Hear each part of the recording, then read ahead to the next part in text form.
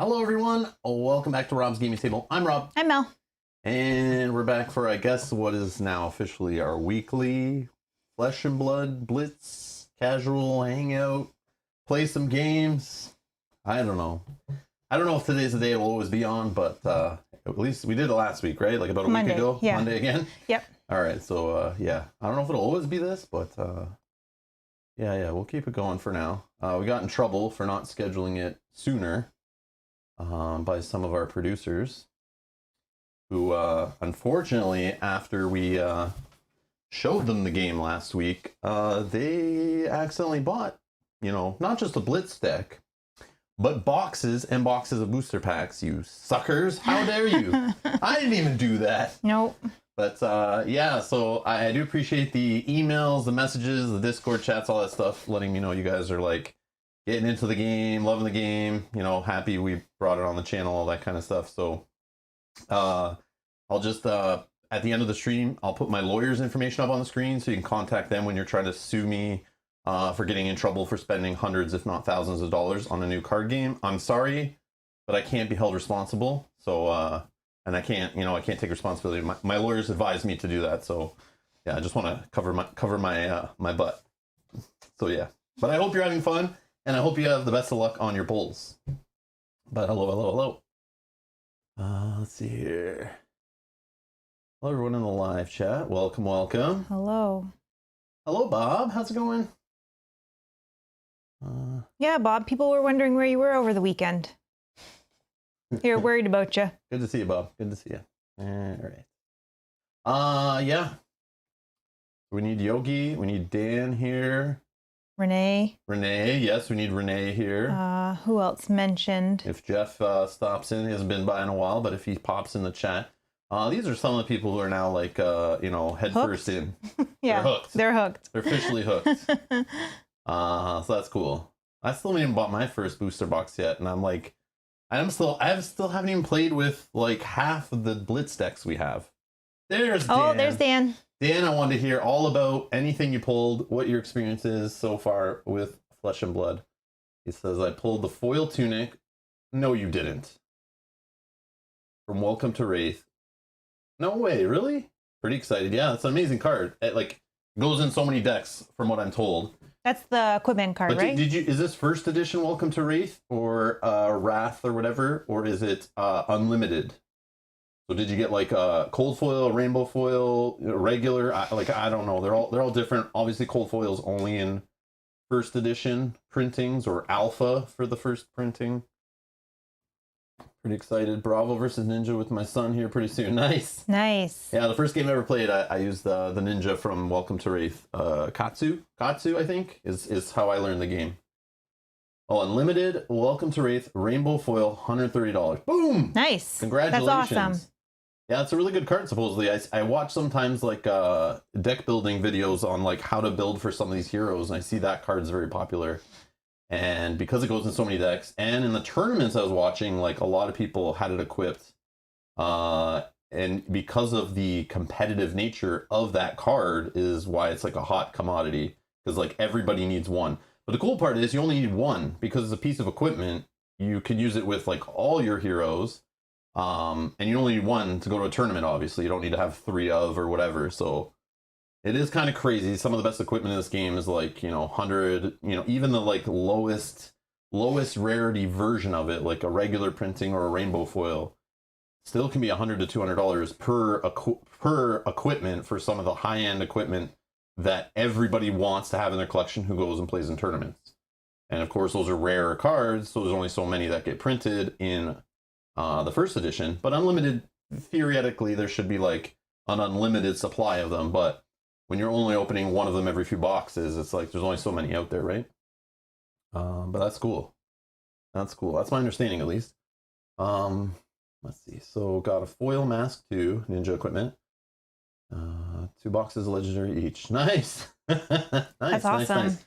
Yeah, because sometimes people don't get any. Sometimes you don't get any. Sometimes you get 2 in a box. And I don't know with each set. Each set, I think they tweak things a little bit, so it could be a little different based on the set you're opening too. They might have changed things in future sets. So as you go through, Dan, and if you open other boxes, anyone open other boxes. There might be different rarities, but that stuff is all available on their website. And I think it's after a certain time period, they let everyone know how much was printed of first edition, like how many of every card is out there, so people know to price them accordingly, or collectors know what they're collecting and all that stuff. They just don't do it right away, but they're pretty transparent later, which is kind of cool. Oh, Bob says, I'm in the middle of selling a property, so I had some stuff to do over the weekend. We complete on the 8th. Oh, Awesome. Nice. Yeah, that's awesome. That's a like lot of work. Yeah. A lot of work for sure. That's cool. Cool. All right. So today, the only hero we didn't get to play last time the plan was to describe this game in last week's stream, which you can find in the link in the video description to the playlist. So our first Flesh and Blood stream was basically to try to, my goal was to show this game off with one of its entry points, which is trying these Blitz decks that are up here above my head for the latest set that just came out. So I thought, whenever I want to show off a game to people on my channel, I always think of the new player first and, you know, the most economical way to get into the game and most available. So, you know, like, I'm not going to tell you go look for some old product that maybe is in stock, maybe it's not. Usually I try to like find, you know, the latest, show you the core set only, that kind of stuff, make sure it's readily available. And that's what these Tales of Aria is, the latest set, and that's where these Blitz decks are from. They literally just came out on the 24th of September 2021. So we're like October 4th right now, so only a couple weeks ago or whatever. So they should be able to be found whatever local game store, you know, or comic book shop or whatever, or online retailer sells Flesh and Blood product. And they're just like little, again, for anyone who wasn't here last week, my goal was just to show off these Blitz decks as a way to try the game out. And you stop there if you want. Like, I haven't gone further technically. Yes, I now have like all the hero starter decks. I got all the Blitz decks from Monarch, the past set, which had 4 Blitz decks. And these are like $10, $12 little decks that are pre-built. They're kind of like, if you've ever seen like starter Pokemon decks or Magic the Gathering decks, they're like that idea. You just get a pre-built deck. It's the shorter format of the game, which is known as Blitz, which are meant to be like 20-minute games. You have 20 health each. It's not the full game. The full game is Classic Constructed is called the format, where you have decks that are not just 40 cards like in Blitz, they're 60 plus, and usually that's like the tournament format and that kind of stuff. But when you play this game sealed or draft, you also play like Blitz format, which is, you know, a 40 card deck, 20-minute games-ish, and only 20 health to play. But everything else about it is the same game. Like, you're still playing with the same type of cards. You can only have 2 of each card in your deck, as opposed to 3 in the full format. So we're just focused still on Blitz. We play Classic Constructed off stream just to try it out. Feels more like what we're used to playing Game of Thrones and other card games we played in the past, going to tournaments and stuff.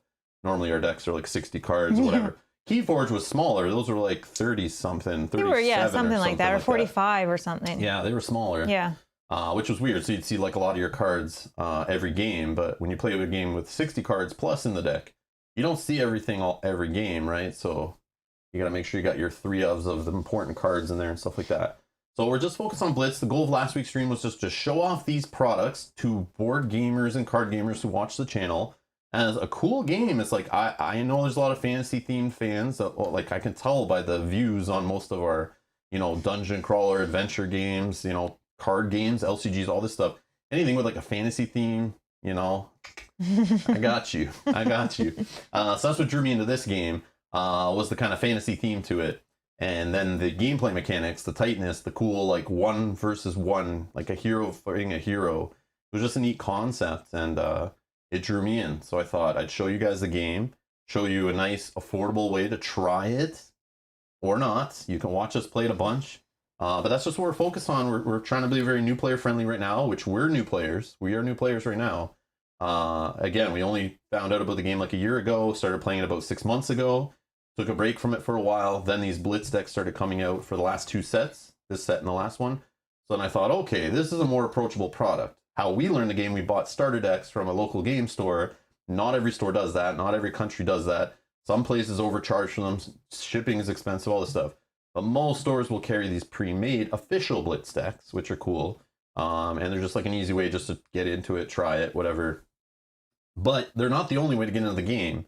So you could not touch these Blitz decks, not care about them, and just go start buying booster boxes or whatever, or blind packs, and just build up a collection of cards. You'll get enough commons and rares to build your own little Blitz decks, no problem. And you just find which set your hero comes from that you're most interested in, or the class you want to play. But I just like this pre-canned stuff. I don't have to go search down cards, hope I open enough copies of cards, have a bunch of paper waste all over the place that I may never touch and play with. So I thought it was kind of cool just to try the game out from this aspect and see if it's any good. And man, we had fun with it. So they're not garbage. No. Like, we play Marvel Champions and they pre-build decks for you in those packs. And then you play with them in a scenario and you find out they're junk. Like, they can't even beat the scenarios sometimes. They're just like very crappy decks. In this game, they feel like pretty good decks. Like, there was some thought put into them. You know, so I don't know. That's how I feel. But I could be wrong. There's probably some Marvel Champions decks that are like pre-built that are pretty good. But I remember I was trying those out when the game first came out for the first few packs, and people were just telling me, Rob, stop doing that. They're really garbage. You should stop doing it. And I tried. I just wanted to see from a new player perspective, like, if I'm going to recommend this game to people, if this is a bad way to play the game, I don't want to recommend that, right? So that's just where I'm at. So, yeah. So we're just going to play some casual Blitz again, continuing on. Last week, we were going to try to play like a couple games, maybe more, but we just explaining the game and everything. It's just like, it took a long time, which, you know, that's what we do here. So just hang out. We're going to hang out, you know, talk about the game in the chat. We're going to play some Blitz. I'm going to take Mel on here with Old Him again, which I played last week. Mel's going to play Lexi today exclusively. So Lexi is the one that interested me the most in this set because she's the Ranger class. We didn't get a chance to play her last week, and I wanted to show off all 3 Blitz decks. We didn't get that far. We only played Briar, the Earth kind of focused hero. Well, she's Earth and Lightning, I believe, right? Yes. And then the one, Lexi, is Lightning and Ice. Yes. And Old Him is Ice and Earth. So it's a cool little trifecta of those 3 elements in this set, which is why there's only 3 heroes in the set to kind of balance it out, make it good for draft, sealed, and competitive play and stuff. So, but yeah, the last set has 4 heroes. So if you're looking for those Blitz decks, you can find 2 of the dark heroes.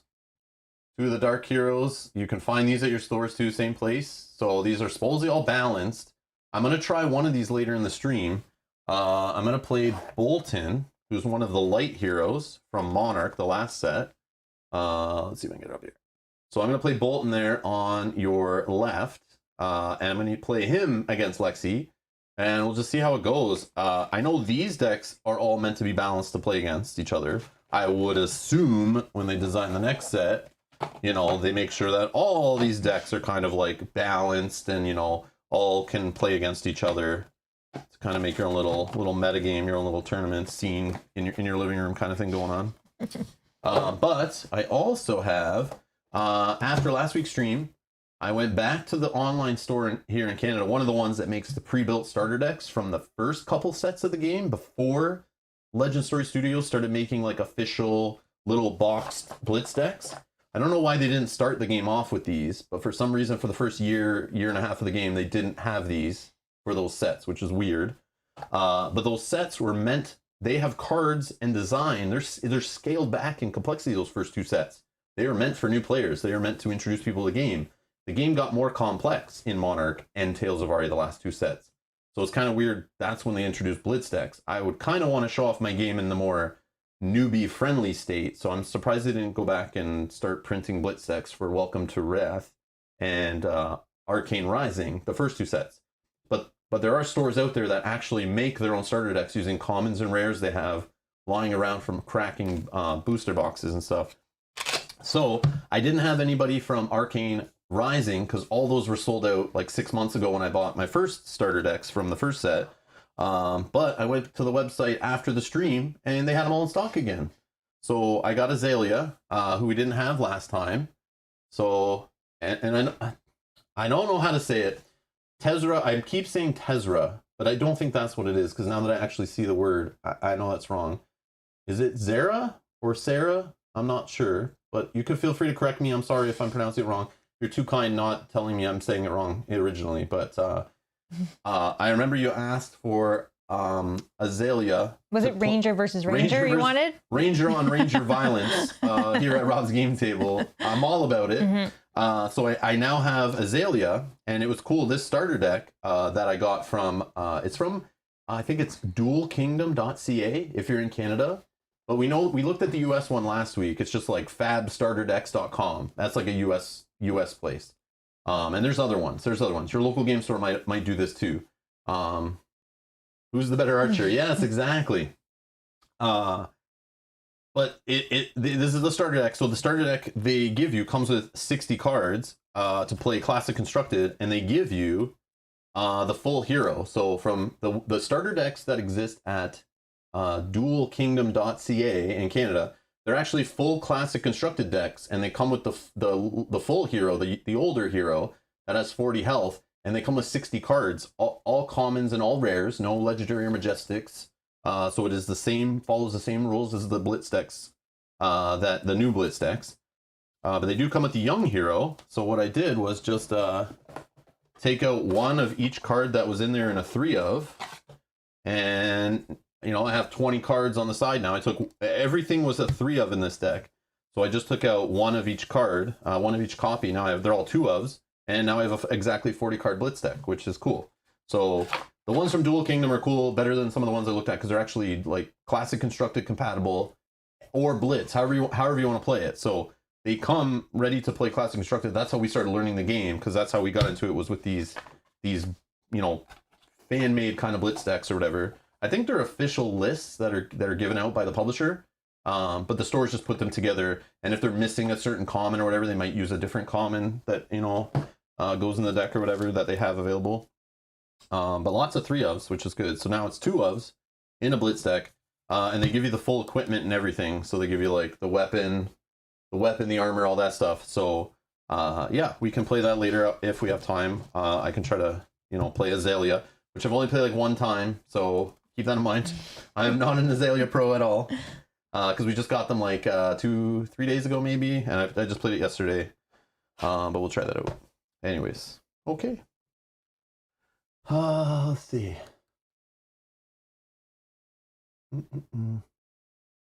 Oh, Blitz decks arrived in the mail today, but but I'm too busy watching the stream to go and collect them.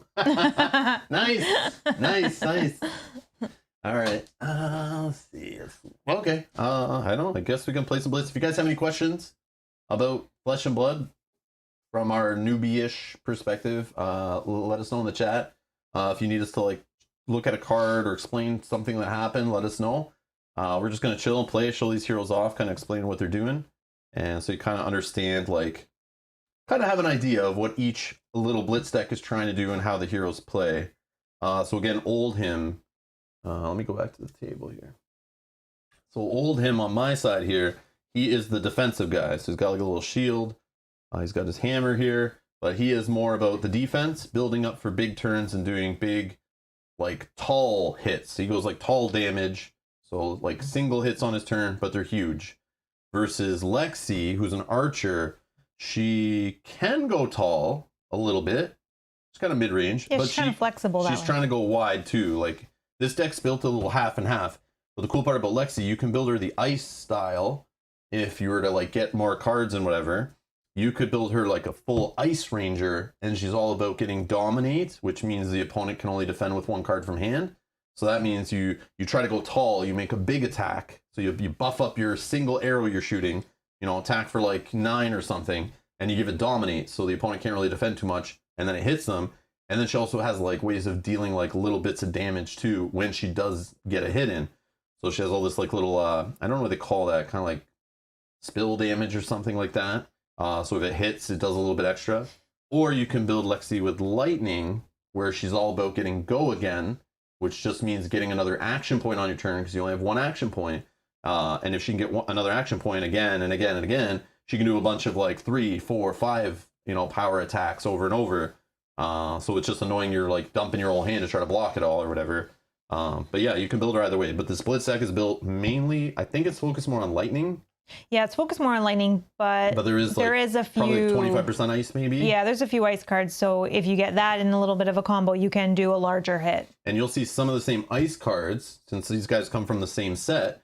you'll see old him is mainly ice in his Blitz deck, but you could build him ice completely if you wanted, if you're building decks for him, or you can build him so he goes tall, you know, and tries to also with the ice thing is a little bit of control, like making your opponent pay more for cards and stuff like that, and knocking cards out of their hand. Or the earth, he has like a little bit of earth in his deck, and earth, what is that? That's kind of like, it's like big hits and stuff, but I know there's like recursion, like putting cards from your graveyard and stuff on the bottom of your deck. Yeah. But what else is Briar doing with earth?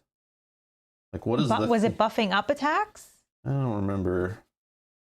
I'm trying to think here. I'm just trying to look. He doesn't have many earth cards, but I'm just trying to see what he's got here.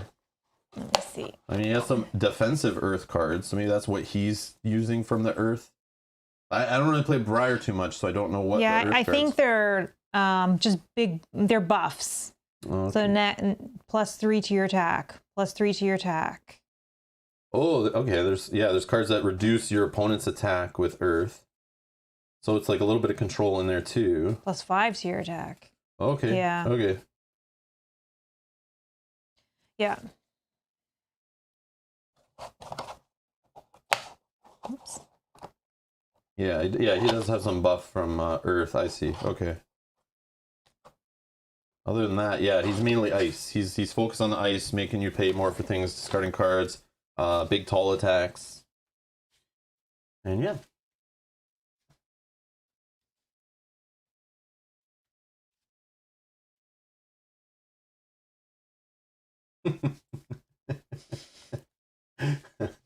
You're funny, Bob. You're funny. Francis Zeke Mikolaj Zimon. That was a good attempt.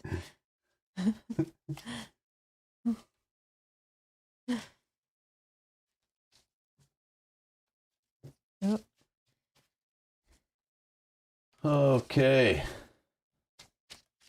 Oh yeah, what's the embodiment of Earth? The token. Non-attack action cards you control have +1 defense while defending. At the beginning of your action phase, destroy it.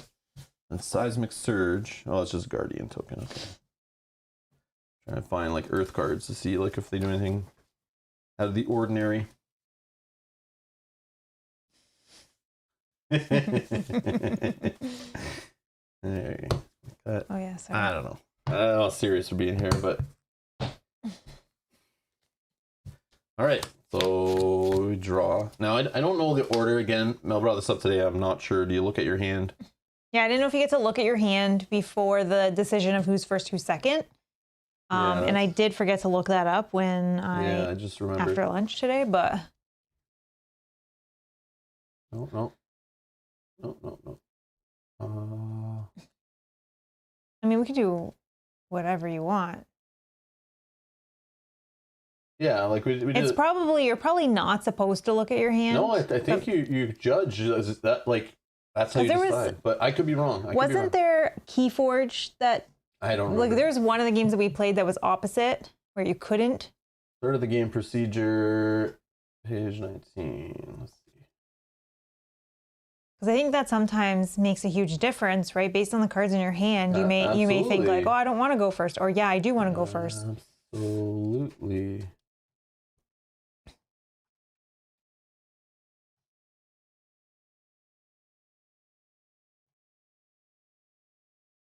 See if I can. Start of the game procedure. Each hero places their hero face up in their hero zone. Randoms methods. This is a comprehensive rules, right? This is like for tournaments and stuff. Like you don't have to follow it so strictly, but. Oh, so yeah. So I know you're supposed to reveal your hero first. Then from there you pull from your sideboard of equipment. Like you can bring like 10 equipment or 11 equipment cards, and you can, depending on the format. Yeah. And you can choose your equipment based on the hero you see across from you on the table. But certain equipment's useless against certain heroes and better against others and stuff. But that was saying before 12.2, before like a random method is determined before you even put down your equipment. Oh, okay. So, yeah. More than one game is to be played to determine the winner of the match. Each player chooses their equipment. Each player then chooses their cards from their registered deck. And the ones you didn't choose, they become your sideboard. Both players shuffle, present their deck to their opponent. Yeah, okay, so you don't know. Interesting. Okay, cool. So I'll just Oh, yeah. I Sure. looked a little bit. That's okay. It's all good. Don't look at my equipment. I don't Just even kidding. remember. I can't change it anyway. It's all good. Okay, so I'll roll a die. Odds, evens.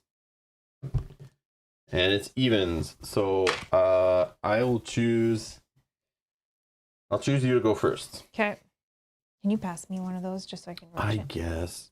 1 or 2 is fine. Okay, that's fine. I'll put it in the middle. Okay. Okay. I am first, you say. Yeah, no mulligan. So weird. So weird.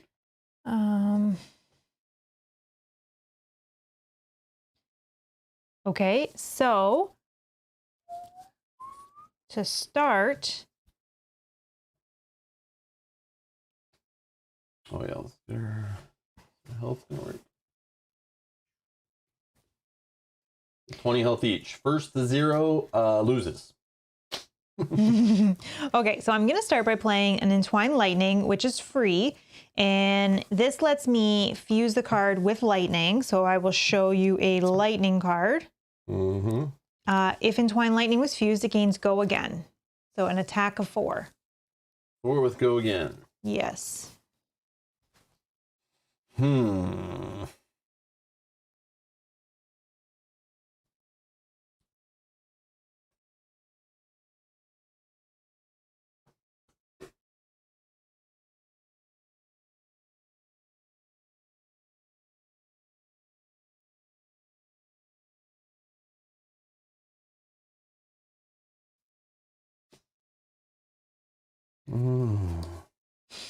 That sounds good.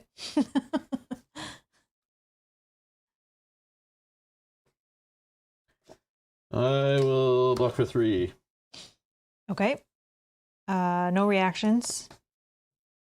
You take 1, and then I will trigger my Mark of Lightning, which is my arms equipment that says whenever a lightning or elemental attack you control is defended by a card from hand, you may destroy the Mark of Lightning. If you do, the attack deals 1 damage to a defending hero. You got me. Okay. Then I will trigger. I have a once per turn instant effect, which is paying 1. I'll pitch Electrify. I still have 2 remaining. This says put an arrow card from your hand face up into an empty arsenal zone you control, and if you do, I can either have that card gain 1 and +1 on attack till the end of the turn, or it gains Dominate until the end of the turn. So I will put a Buzzbolt arrow into my arsenal face up, and I will have it gain. +1. Okay. Okay. This gave me, oh yeah, that gave me Go Again anyways. So then I will spend 1 to fire. So, and because you did this, right, this action, so this would yes. all be gone. So the combat chain is restarted. There's no like links continuing. The links only continue if you keep doing attack after attack with your next action point. Yes. But because you use your next action point to load your quiver or whatever, your arsenal with an arrow, that clears the previous link is closed. The combat chain closes, and then you can go ahead. You can start a new combat chain. Yep. Okay, I will. So I'm gonna play Buzzbolt. Sorry, I already paid for it. So arrows can only be played from your arsenal, and only if you control a bow, which I do. Okay, so we'll put that out, which is an attack of 5 plus the 1 that I've given from the instant benefit. So that's a 6, and it's lightning fusion. I will show you a lightning card. Yeah. What's that And do? then if Buzzbolt was fused, whenever an attack hits a hero this turn, it deals 1 damage to them. Okay. So attack of 6. Wow. Yep. I'll block for 6. Oh, okay. That is all. So that's done. I will put this card in my arsenal. And we'll both draw back up because on the first turn of the game, you both drop to 4. But after that, it's only the attacker at the end of their turn draws up. Go ahead. Okay. Let's see what I want to do here.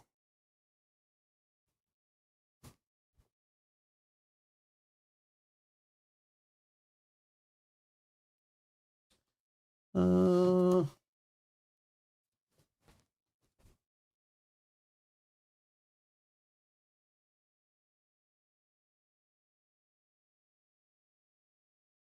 okay, I'm going to destroy my Code of Frost, create a Frostbite token under your control, and yeah, and I'll get go again. So I'll get another action point.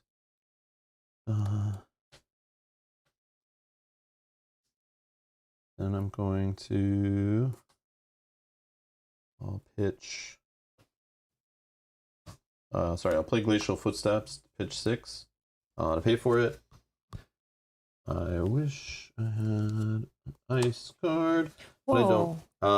So I don't have a way to fuse it, but I'm just attacking for 10. Wow. Yep, no resources floating.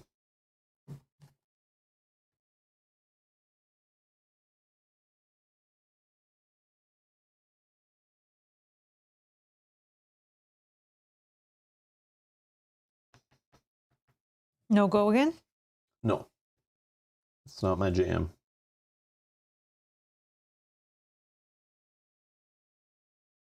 Hmm.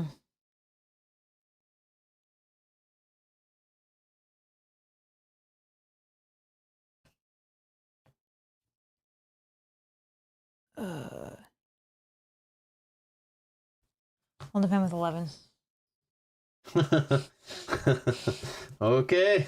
All right, you blocked it. Great. Done. And then I'm going to put a card in my arsenal at the end of my turn. Put these pitch cards on the bottom of my deck. And draw up to 4. Go ahead. Okay. I am actually just going to pass my turn. Okay. So at the beginning of my end phase, that goes away or back to you. No, that's yours. Oh, thank you. And Yeah, then no. I will draw. If he has. Yeah, weird. Go ahead. Oh, we're going to put him. Hopefully, not on the deck. Okay.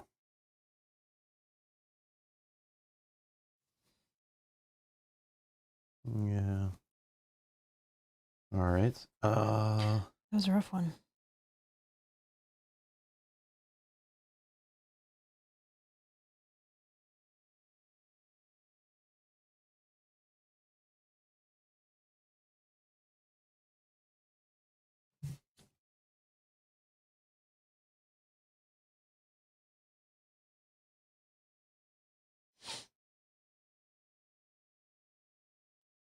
Okay, I will play this from my arsenal. A Strength of Sequoia pitch for 2. And it says, oh, it's an aura, so it's just gonna stay in play. And then at the beginning of your action phase, destroy it. The next action card you play this turn gains +3 power. If it was fused, I don't have a way to fuse it with Earth, unfortunately. But we'll just sort of play. Like right there. Okay, let's see. And we are gonna play. Man. I'll attack with a red Snowed Under. Again, I don't have ice, unfortunately. I'll pitch for 3 to pay for it. And it is an ice fusion when I'm not fusing it, but it's just an attack for 7. Actually, let's do, sorry. First, before playing that, I'm actually going to pop my Goliath Gauntlets. Destroy it. The next attack action card with cost 2 or greater you play this turn gets +2 power. Go again. Okay. Okay, so this, I'll play this so it's got +2, yeah. So it's 9? a 9. Sorry, a 9, yeah. Okay. Before I defend, Dan just has a question for you. No questions, Dan. Dan says, so the both players draw up is only after the first player's turn? Yes.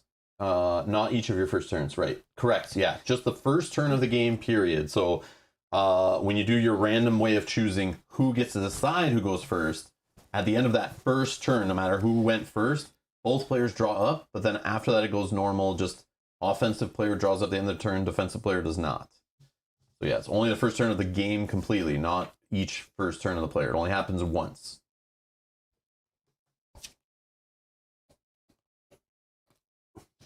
Okay.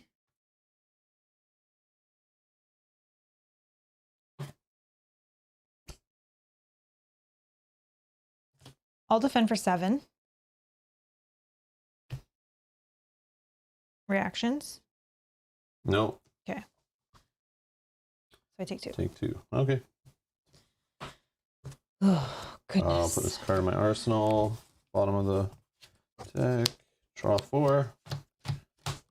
Go ahead. Okay. I will. Doesn't matter right now. Only one thing I'm going to do. I will play this card from my arsenal, paying for it. The Amulet of Lightning. I still have 2 left. So it's just an attack of 5. Attack of 5. Yep.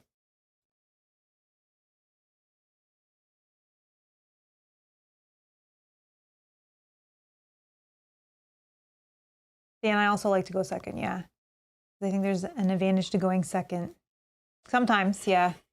It depends though, because you go first. If you go first, you can jam a card in your arsenal, right? And then get kind of set up for a pretty big second turn, if you want, you know. And it gives you some flexibility, like the way I just did there. I saved a really big attack. I tried to save some resources. I planted something in my arsenal, so I was set up for a huge like second turn. And I purposely let my first turn kind of fizzle a little bit, but again, you could go either way. Some decks want to go first, they want to get things done, but sometimes you just don't have stuff in hand or in your deck even that's worth it. So I'm not sure. I don't know enough about it, like you know, what the consensus is. But it's not clear cut and dry. You always want to go second or anything like that. But I need to research more on that topic because I'm curious actually.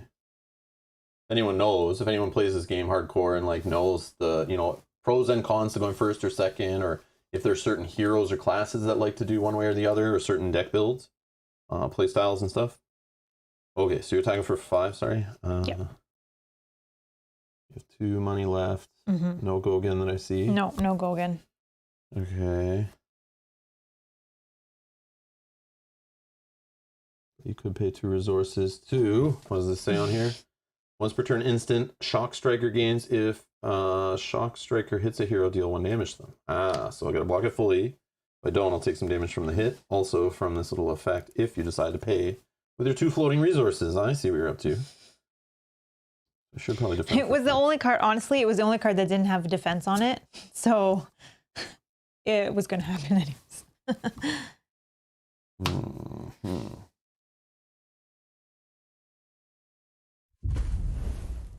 Oh, new sub.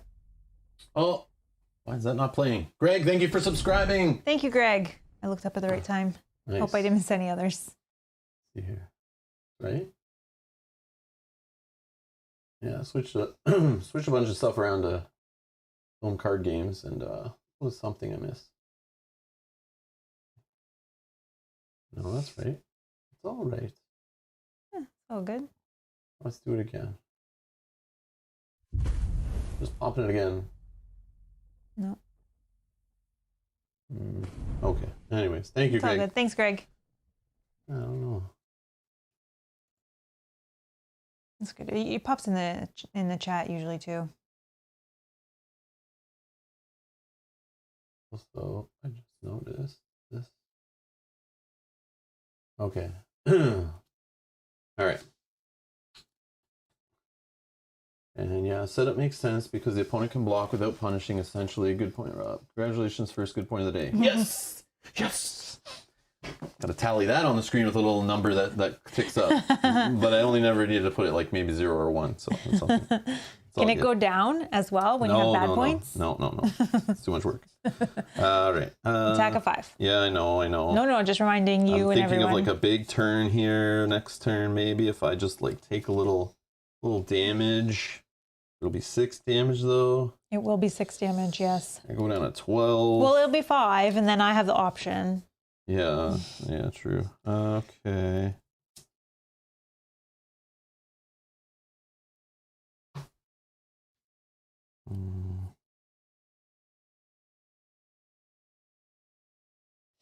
All right, I will block for 3, 4, 5. Wow, okay. That's it? That's it, because I can't trigger that because you blocked. All right, so my Rotten Old Buckler says Blade Break. If you defend with Rotten Old Buckler, destroy it when the combat chain closes. Nice. Helm of Eisen, Blade Worn. If you defend with Helm of Eisen, put a -1 defense counter on it when the combat chain closes. So now I can't really defend with it going forward. But it still has an action on it that I could destroy the helmet to have my hero gain +1 to his little card draw at the end of the turn. And this gets discarded because I defended with it. I'm without shield. And you have 3 cards in 1 arsenal? Yeah, and this little aura token that I probably will pop right now. Let me just read this one. Mm-hmm. Yep. All right, so at the beginning of your action phase, destroy Strength of Sequoia. Then the next attack action card you play this turn gains +3. Wow. Okay, then I'm going to spend 3. Well, I'm going to play this Snowed Under from my arsenal. Oh, again. Paying 3 for it.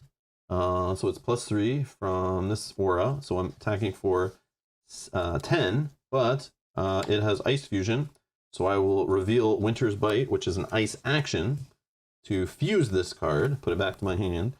And it says if Snowed Under, this card was fused, it gains, if this hits a hero, create a Frostbite token under their control. So attack for 10.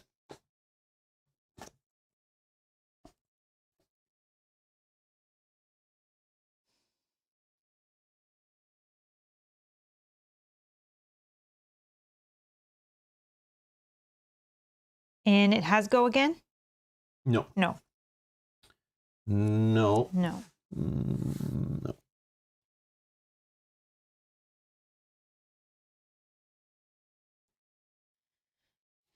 Block for 9. 10. Wow. Keeping the pressure on. All right, that's it. Oops. This wasn't the hand that I let all that go with, for sure. Maybe you'll just run out of your deck eventually and I'll win. That's what I'll try to do. Okay.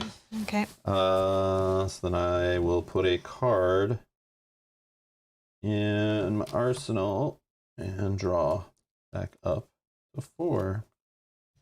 Your turn. Okay, I'll pass and just draw. Okay.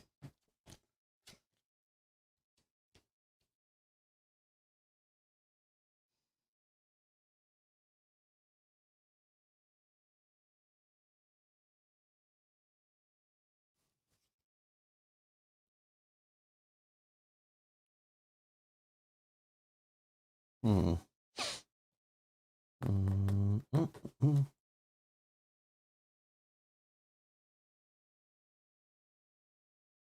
All right, I will.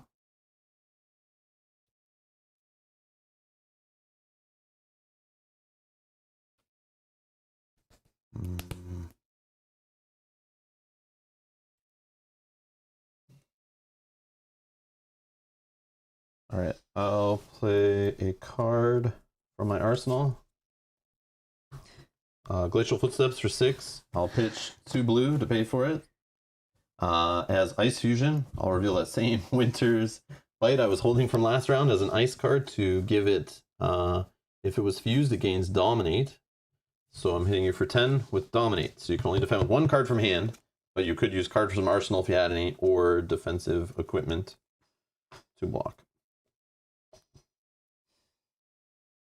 Okay, I'm thinking about this for a second, and there's another comment there. Dan says, I heard the 13,000 subscriber wins. The 13,000th subscriber wins a new car. Is that true? Whoa, whoa. Again, wait till the end of the stream. Contact my lawyer about that when I put up the it on the screen, so you know nobody can sue me for spending too much on Flesh and Blood. I'm sorry. But you can also contact my lawyer about this fake giveaway and where to not collect your prize. Are we really at that? No, we're like 100 away. Less than 100. I know it's close. Oh, I see. 99 away, according to the little YouTube dashboard here. Mm-hmm. Oh, Which is crazy. Yeah. Yeah, but I'm sorry. We cannot give away a new car. Well, I don't know. I can go to the wrecking yard and get a card, get a pretty cheap card that could be new to you. Doesn't have to run or anything. Or just go to go to the local department store, buy a little Hot Wheels car. Oh yeah. I can give away a car, no problem. Or a remote control car. Yeah, order a remote control car, ship it to you from Amazon. Yeah, no problem. Do you have go again on this? No, why do you keep this? The guy because it's doesn't do that. important. This guy doesn't do that kind of stuff. He's just big old him, big slash with hammer. Boom. Yeah, I see that. Big ice giant step on your face. Oh, pretty much I'm just deciding if I put 3 in or I don't put 3 in. I hit you with this card. Is 3 gonna make or break me here? Probably. I only have so many of these in my deck. I know, that's what I'm thinking, and I blocked like 3 of your big huge hits fully, so I had to toss one early because I drew 2 right at my opening hand, unfortunately. But this is number 3, I guess. Are you counting 7s as well when you're counting these big huge hits? No. Oh, I'm just the 10s? counting the big 8, 9s, or 10s. Okay. I don't think I have yellows of that card in my deck, but maybe I do. I have a red here, and there's only 2 of max each one, and then I have 2 blues that I see right here. So my stomping power is going to run out eventually. But Okay, I'm gonna go undefended. Wow, not even 1? No, not even 1. Take 10. Wait. 10? No, wait. You go down to 8. And that doesn't really... Cards are that important, eh? Fine, I'll block for 3. Oh, you don't have to. I don't care. No, I think I have enough to do. All right. Take 7. Okay, down to 11. All right.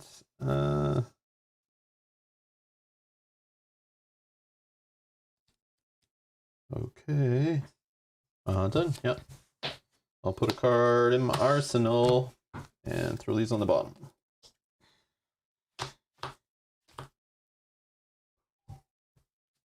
Go ahead. I'm going to trigger my headpiece, which is an instant that says destroy Horning Hood, return all cards from your arsenal to your hand, then put a card from your hand into play in your arsenal. Face down. So I don't have any to return, but I will put one in. I will then trigger Lexi's ability that is once per turn, turn a face down card in your arsenal face up. If it's a lightning card, your next attack gains go again. If it's an ice card, create a frostbite token under the target hero's control, go again. So I'll flip up a lightning. Oh. I will then pay. Oh, I will then attack with that lightning card for 5 using a Buzzbolt to pay for it. And I have 1, and this attack gains go again. Attacking for 5 with go again? 5 with go again.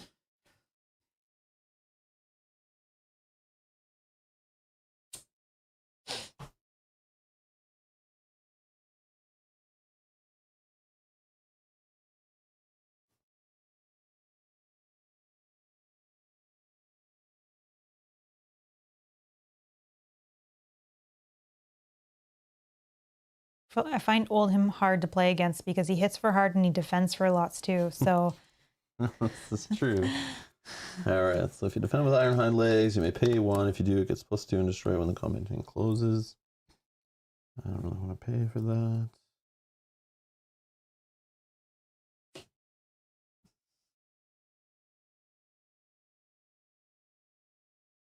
yeah, you're right, Dan. You hope that attacks of 10 don't come with go again. But sometimes other things give you go again or abilities that he can pay for.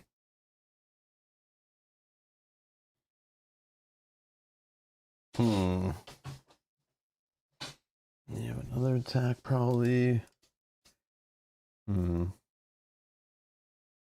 right, I will defend with. Holy man.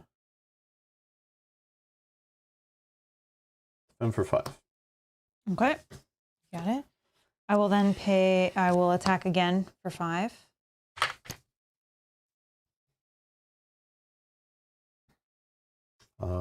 That I will let through. No, I don't have to. This, I'll use my Ironhide legs on the second one, so I'll pay 1, leaving 1 floating, so that it gets +2. So I'll take 3. Mm-hmm. Okay. That's it. Yep, done. Okay, this goes away, bottom. I feel my deck getting very empty. I'm getting nervous. Yep. All right. I will. Oh yeah, you only have 1 card. Woo! Finally. I will. Yeah, I should have probably not done that. I will just pass, not do anything, and I will draw back up. Yeah. No. Maybe.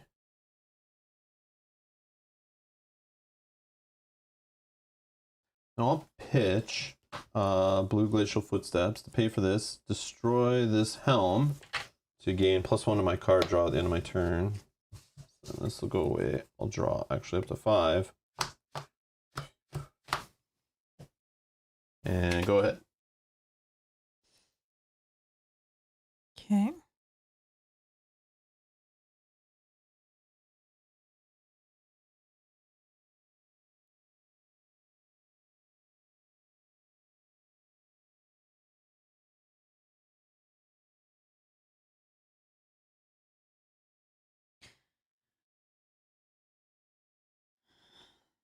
Okay, I think this is the play. Or is that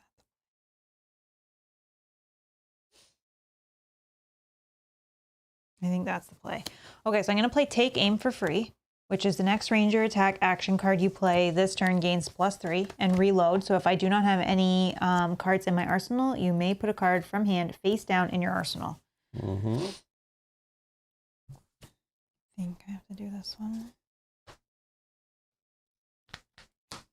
Okay. Then I will play the card from my arsenal. Oh, sorry, that gave me go again. Mm-hmm. Play the card from my arsenal for 1. So I will put that there. Actually, maybe that's not what I do. Yeah, that's not going to get me go again anyways. Okay, yeah. Okay, so this is Ice Fusion. So I will show, oh, I did do that wrong. I do want that. I don't have any more. Show you an ice card. Mm-hmm. If this was fused, whenever an attack deals damage to a hero this turn, they discard a card unless they pay a resource. Oh. So this is an attack of 7. Attack of 7. No fused. Mm-hmm. Attack 7. 7. Okay. I know 5 cards, not a good sign here.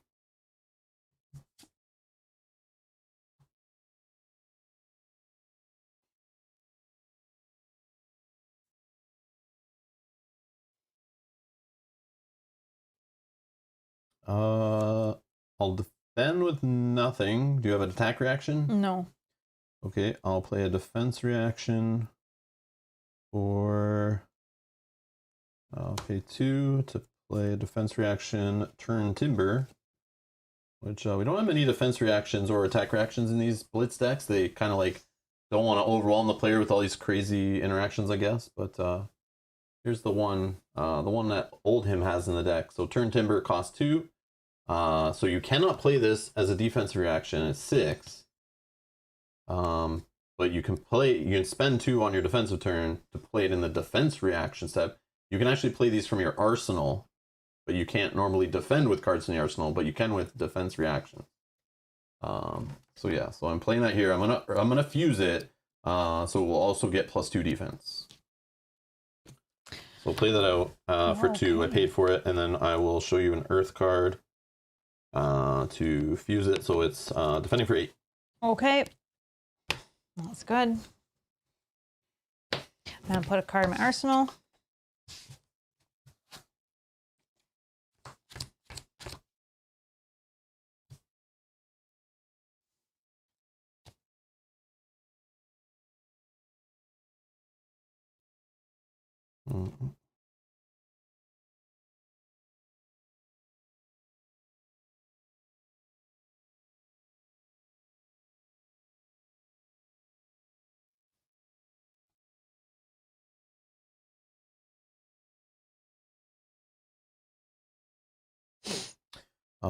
I'm going to, let's see what's in the arsenal here.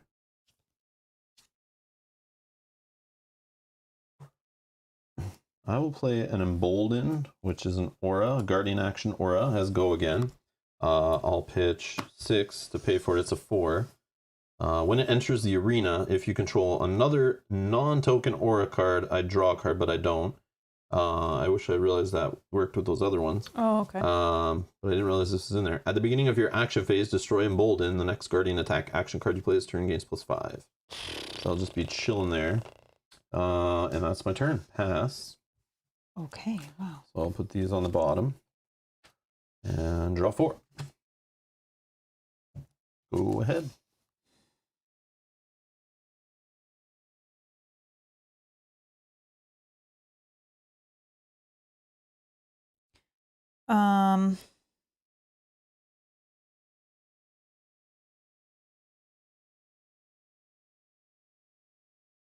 Let me go again. Okay, let's start with Lexi's ability. So once per turn, I can turn a face down card face up in my arsenal. It is an ice action, so I will give you a frostbite token. Yay! Okay, I might as well do this first, which is free. Winter's Bite. Target hero discards a card unless they pay a resource, and then I have go again. I will pay a resource.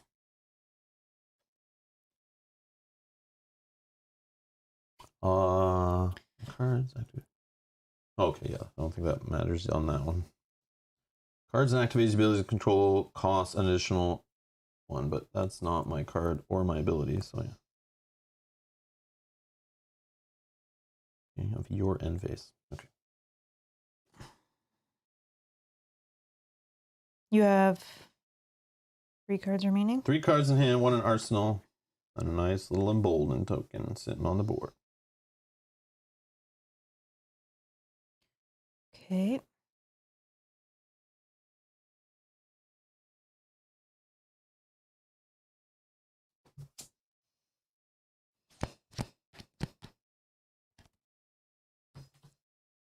How can I do that?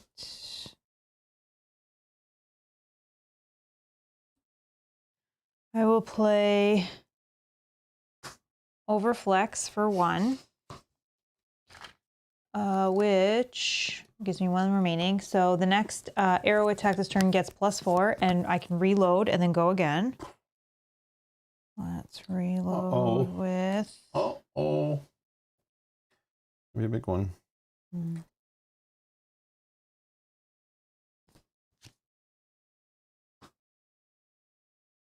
Okay. Oh. Face down, yeah. Okay, and then let's just attack. I'm not fusing it, but it's +4, so it's an 8 attack.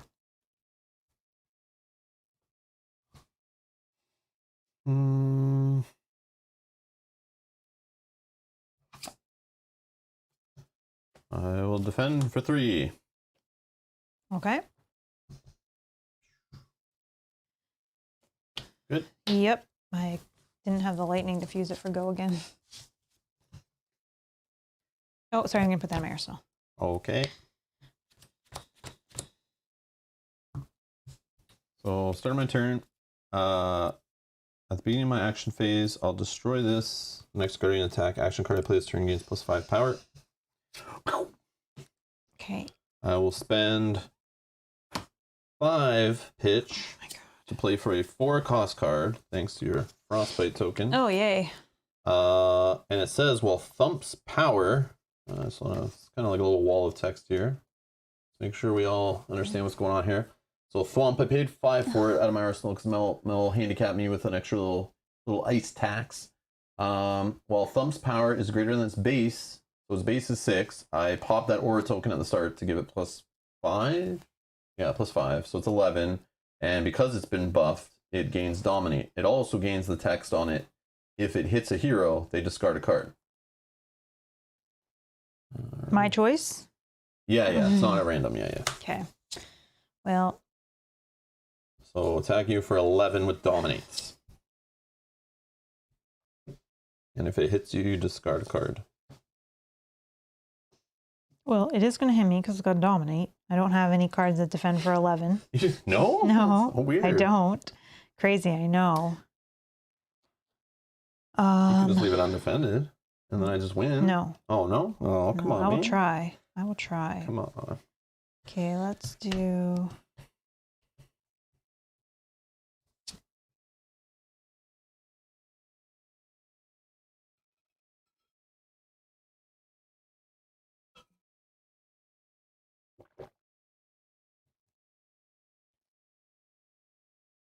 I don't think that works with what I got going on right now. Anyways, so...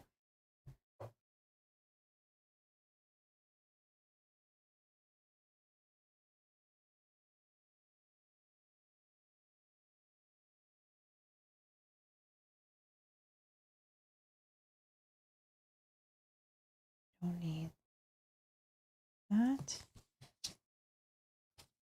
Don't need any of that. Okay, let's defend with 3. Okay. You take 8. Yep.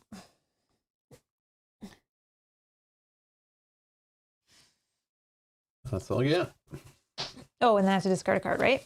Yes, because it did hit you, yeah. So you choose. Yeah. I think we're going to go with this one. Oh, not so bad, but yeah.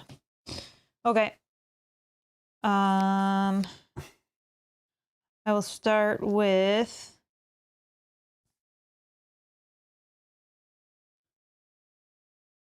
Oh, is that even what I want? Yeah. Okay, I'll start with a Weave Lightning. The next lightning or elemental attack action card you play this turn gets +3, and if it's fused, it gains Go again. This card gets Go again. That's 0. Then let's play Snapshot for free. It's lightning. I'll show you a lightning card. You play that out of your arsenal? This? This? Oh, did I not? I don't know. I'm asking you. Yeah, I did. Okay. Yeah, I did. Sorry. I was like, wait, did I not? Because I only had these 2 cards in my hand. So yes, I did. And then I fused it. Sorry.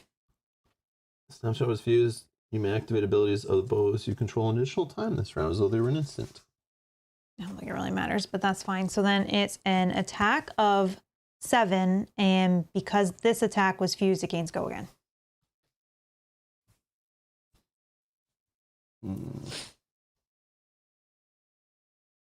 Okay. I will defend.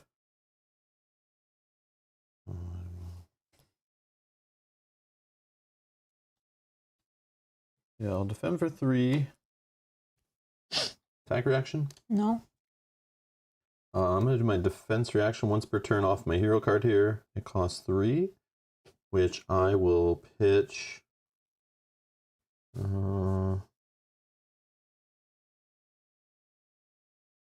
Let's pitch an ice. It needs to pay 3. So you pitch 1 card at a time. So I pitch 1 resource. I need 2 more. So I'll pitch a 3. So I have 1 floating. And it says if an earth card was pitched this way, which I pitched an earth action and an ice action. So his ability reads, make sure I'm doing this right. So it says once per turn defense reaction costs 3. If an earth card is pitched this way, which it was, prevent the next 2 damage that would be dealt to hold him this turn. If an ice card was pitched this way, the attacking hero puts a card from their hand on top of their deck. Son of a gun. That's right. I don't need no follow-up junk. Get out of here. All right. It costs a lot to do that. So I'm defending for 3, and then I'll be preventing 2 damage. Okay. It was attack of 7. 7. So sorry, you're defending total for 5? Yeah. Okay. Let's take 2. Yeah. Okay. Oops. Wanted to try that ability out. I don't know what's in your hand, but I don't like it. Oh, wait, I wanted it to still be in my hand, so that sucked, but... Let's just put a card in my arsenal and pass.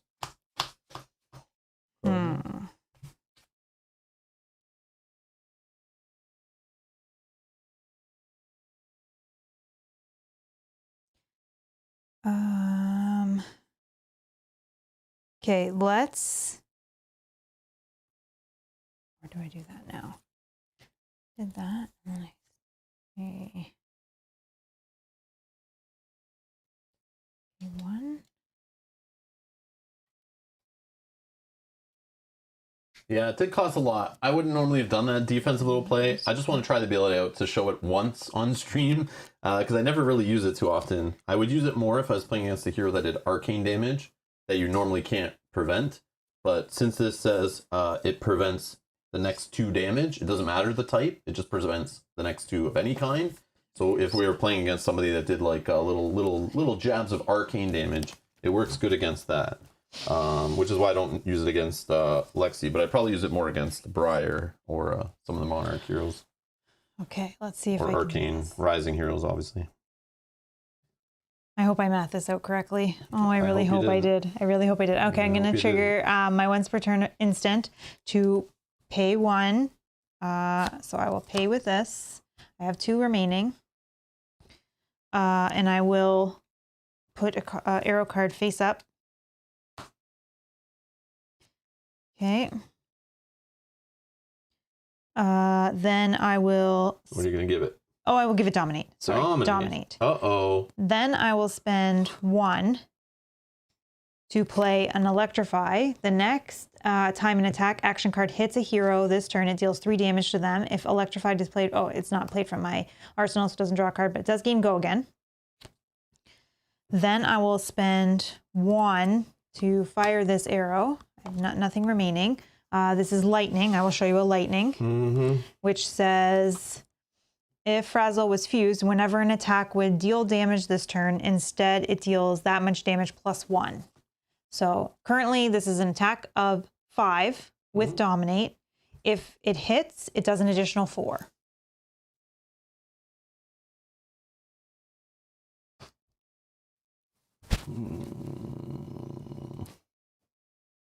So how much would Dominate? 5. 5 would Dominate. Please don't have a 5 cost defense card in there. If you don't.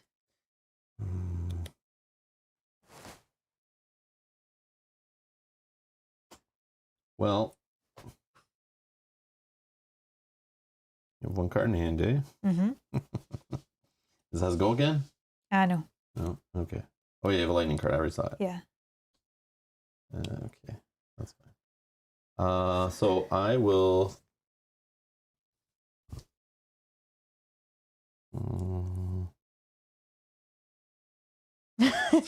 Dan doesn't like where this turn is heading. No, he's going to block it all. I know it. I can block 1 from hand. I'll block for 3. Attack reactions? No. Defense reaction, which we just used last turn. So I didn't realize I was going to get to use it again this turn. Or I wouldn't have done it last turn when I could have just defended with all those cards in hand. But anyways, I'll pay 3 to do my defense reactions with an Earth card. So I prevent the next 2 damage I'd be dealt. Son of a gun. Okay, well. So you block so it all? Block for 3, prevent 2. So prevent the 5, which means it doesn't hit. And then, sorry, do you block with... Do I have to put a card on the top of my deck or something? Or no, only if I put an ice in there. It's only Earth. But Okay. I didn't pay for it with an ice and an Earth or an ice instead. I had to do Earth to prevent the damage anyways. Okay, so that's that. I'll put a card in my arsenal. That's unfortunate. I thought that was going to be a good turn. I'm really running out of cards here. That's the plan. But what are we at here? 8 to 3? Yeah. Okay. I'm hanging on, at least. This old in makes games go really long, I notice, if he wants. It can just defend, and survive. Oh, okay. I think that's the time. Play control-y style. Now, if we're at a tournament with a Blitz time limit, I probably wouldn't be playing this deck, or I'd be playing it faster. Okay. Oh yeah, what's my arsenal?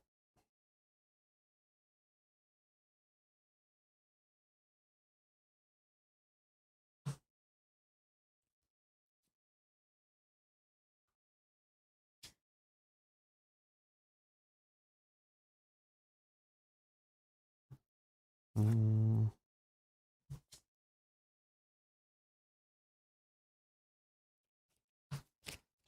Yeah, I'll just go for a snowed under hit. Attack for 3, pay for 3, ice fusion. I know I'm an ice card. Oh, actually, no, I'll pay for this one instead. Yeah, sorry, I'll pitch 3, but I'll play this on my arsenal instead for 2. So I have 1 floating resource. And if it hits, they discard a card unless they pay 2 resources. So it's attack for 5. Yeah, this one I can't fuse, so it's not as good as that one, which just does that automatically without fusing.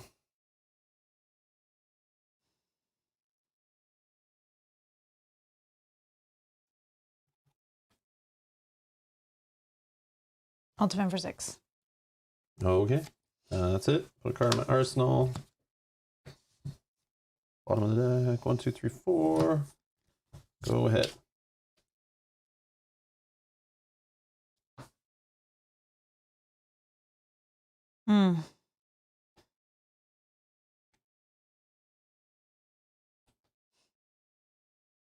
Do something. Because I need to get this out of here.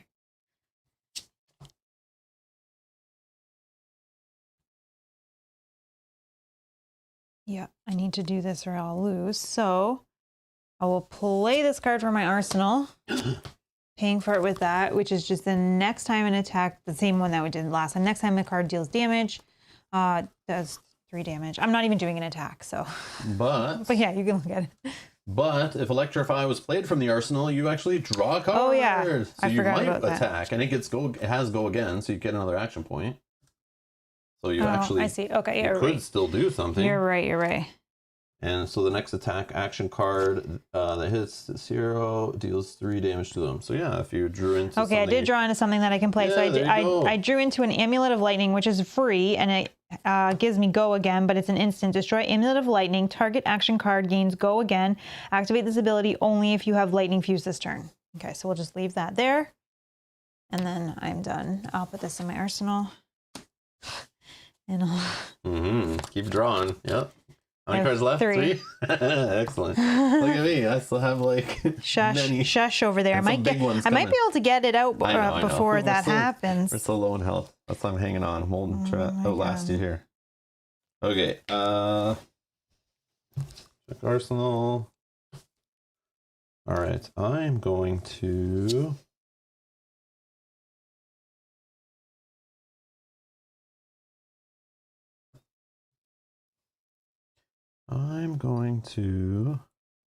Play a break ground. I think is the play.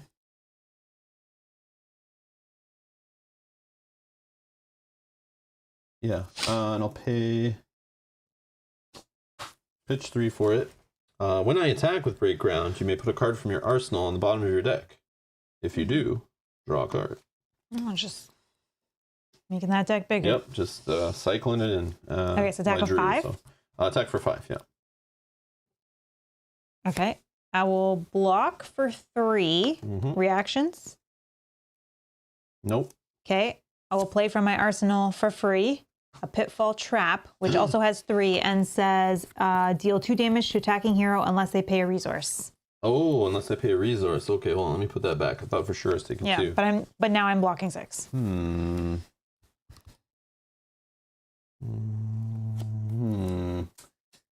3 versus 8. I'd be down to 6.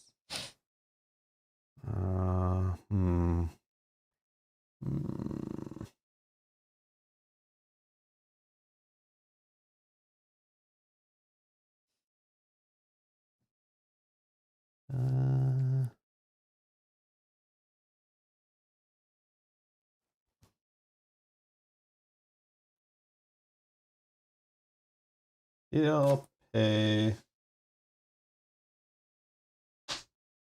Oh. Yep. Okay. Not damage. So you block it all? I block it all. Okay.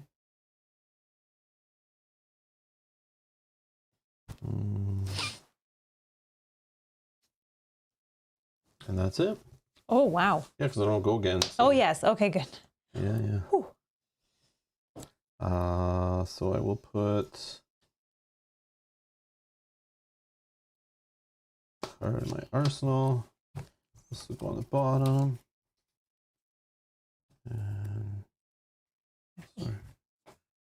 And draw 3 more. 3 cards. Oh, wonderful. Okay, go ahead. Okay, let's do...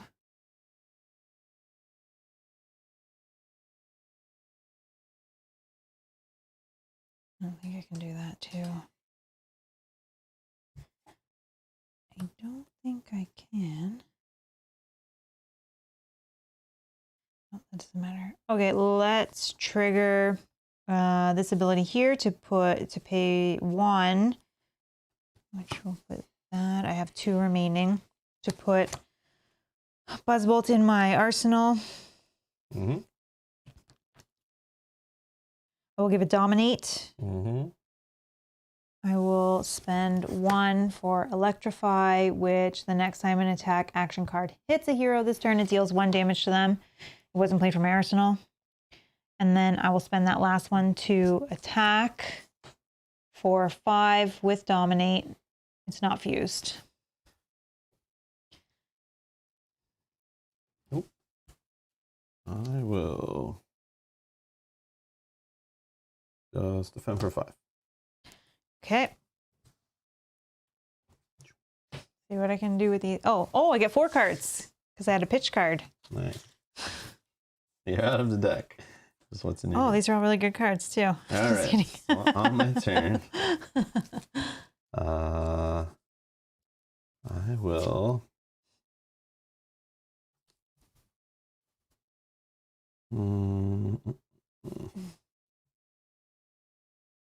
Oh, it was Dominate. It was Dominate. Yes, thank you, Daniel. Okay. Yes, thank you. So I will just say I defended. Totally forgot. I'll Sorry, just it was defend for the this. 2. Okay. Yeah, just defend for 2. So then you take the 3. 1, 2, 3. Then it hits, so it deals you 1 damage. Boom. So I'm now 4 actually. Okay. Thanks, Daniel. Yes. I didn't realize that you gave it Dominate. I'm sorry. I forgot. No. Yeah, you need to enforce. No, yeah, I know. Enforce it. But Don't let me get around it. I wanted to do that because I thought then it would hit and the other one would get through. Yeah. Makes sense. It's a tight game, oh boy. But these are the last 4 cards I have in my deck that are in my hands, so I don't really know how much I can do unless you don't have. So I will. Is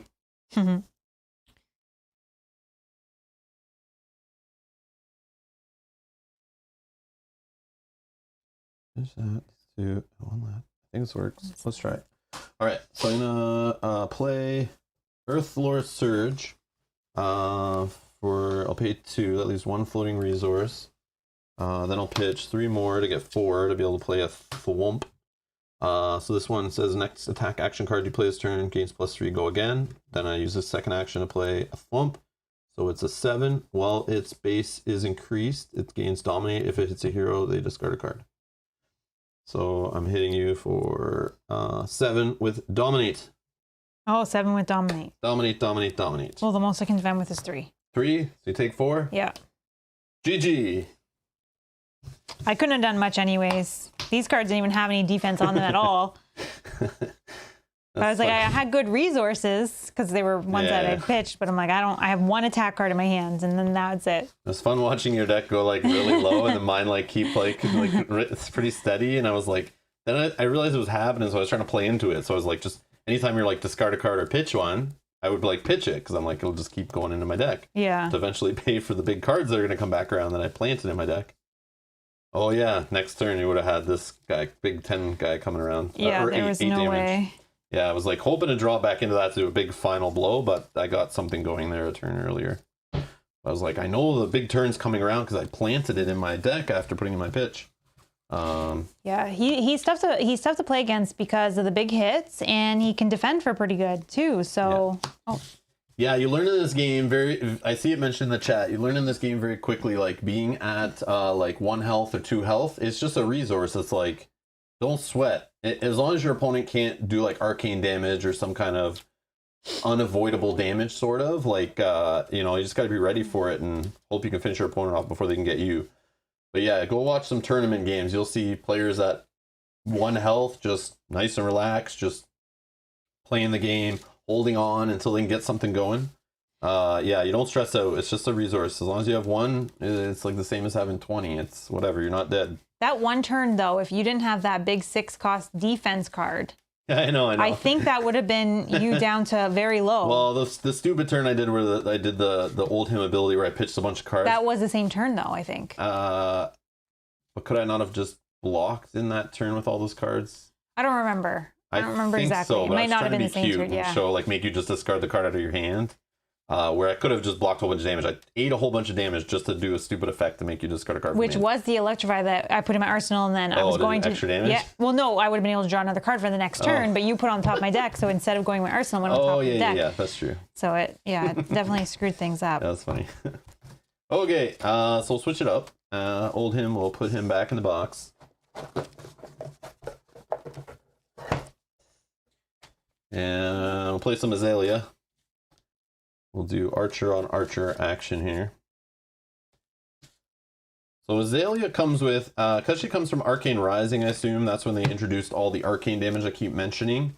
So the equipment that I got in this little starter deck is interesting. It has a Null Rune Boots, so it has this new thing, Arcane Barrier. Well, not new to us. I know arcane damage, but there's an Arcane Barrier. It's one of the ways to prevent arcane damage. So it tells you right there on the card, if your hero be dealt arcane damage, you can pay a resource instead to prevent 1 of that arcane damage. So that if it was Arcane Barrier 2, you could spend up to 2 resources to prevent 2 of it from every source that hits you. So if there's like a, like a little effect that does it, and then an attack action card that does it, then a hero ability that does it, that's 3 separate sources. So technically you could do Arcane Barrier 1 3 times, is my understanding. Then she also comes with a Null Rune Robe, which has Arcane Barrier 1 on it also. So she's like, you're not doing arcane damage, so this is all useless. If you notice, none of it has a defensive value down here in the bottom. So my equipment basically doesn't do anything against your hero, but I'm assuming against ones that do arcane damage, I'm pretty good. So Bullseye Bracers, action, destroy Bullseye Bracers. If you have no cards in your arsenal, you may put an arrow card from your hand face up in your arsenal. Because remember, arrow cards always have to be shot from your arsenal. They're always attack actions, but if they say arrow on them, they have to be shot from your arsenal. And it gains +1 power until the end of the turn. You get go again. This also has Arcane Barrier 1 built into it. And then my little head armor here is an instant. So I can play it like in any time, even on my opponent's turn. I can destroy Talismanic Lens to opt 2, which is basically look at the top 2 cards of my deck, and I can choose to put them on the top or bottom in any order, which is neat. And then Azalea is rocking, we'll talk about her in a sec, but she is rocking the Death Dealer, is what came with the starter deck as one of the options. And technically, we could use this, now that we have a second bow, you could actually use this for Lexi. Or, Azalea could use Shiver, I think. Maybe not. No, it's Elemental. So I can't use Shiver because it's an elemental ranger weapon. So since Azalea is not elemental, she can't use it at all. But the other way around, Death Dealer, I think technically Lexi can use it because Lexi's a ranger. And since it's just ranger weapon, I think you're covered. And then Azalea, we didn't look at the ability. So the ability is once per turn, you got to pay 1 resource. If you have no cards in your arsenal, you may put an arrow card from your hand face up into your arsenal. If you do, draw a card. Go again. And then we have Azalea here, who is a ranger hero. It's the young version, obviously. 4 cards she can drop to in hand, 20 life. Once per turn action, which is free, put a card from your arsenal on the bottom of your deck. If you do, put the top card of your deck face up into your arsenal. If it's an arrow card, which that opt card, obviously opt letting me tutor the top of my deck, I can set up little plays where I can have an arrow card on the top of my deck, slam it down into my arsenal, and now it'll gain Dominate, which we're all familiar with Dominate after the last match, which means they can only defend with 1 card from hand, and then it gets go again. So this is Azalea. She's the original archer from the second set called Arcane Rising. Supposedly, she wasn't the greatest competitively. You never really see many people playing her at like high level tournaments because the Ranger class was kind of weak after the cards got into players' hands, and I think even after Crucible of War, which was the third set that kind of just gave supporting cards to kind of buff up the pool, and the previous 8 classes that came before it, from the 2 sets, from the first set that had 4 heroes, the second set had 4 heroes / classes. Crucible War gave a bunch of equipment and stuff and cards to buff up those classes. But even then, people were saying Ranger was kind of stinky. Not really the greatest, which sucked because I was getting into the game. They're fun, though, even if they are stinky. No. This is before Tales of Aria came out. So now Tales of Aria comes out. Lexi comes along. Of course, it's a Ranger in that set. So that means a ton more Ranger cards come in Tales of Aria, the set that just came out. So now Ranger people are rejoicing.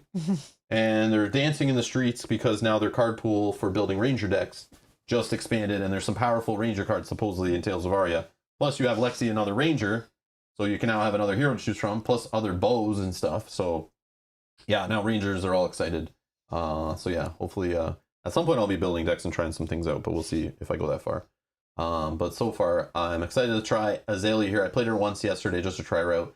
So I may not drive her the best, or pilot her, I should say, the best. But yeah, so we'll see. But Ranger on Ranger. Here we go. While you shuffle, can I go to the washroom? I don't know. You didn't say please. Please. All right. All right, we'll be right back. Short washroom break.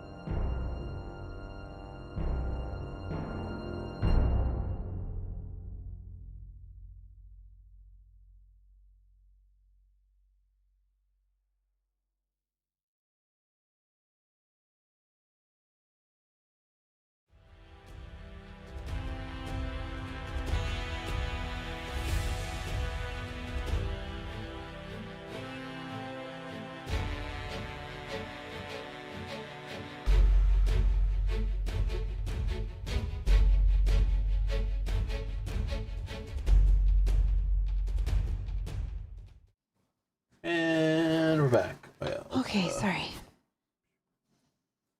Okay. So I see the joke in there. Does he take an arrow to the knee? Hold on. There is a card. There is a card. Where is it? I think it was in this deck. Yes, it was in this deck.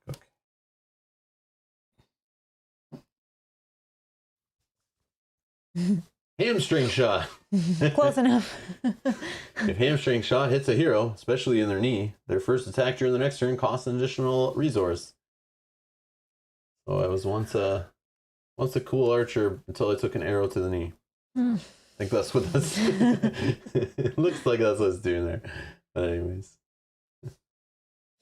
all right.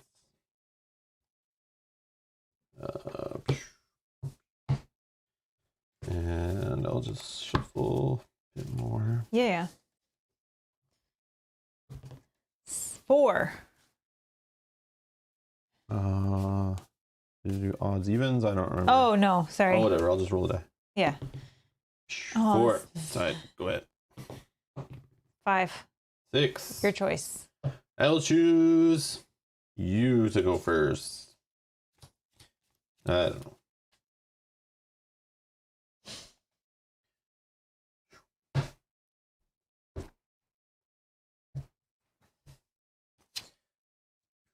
Me to go first, you say.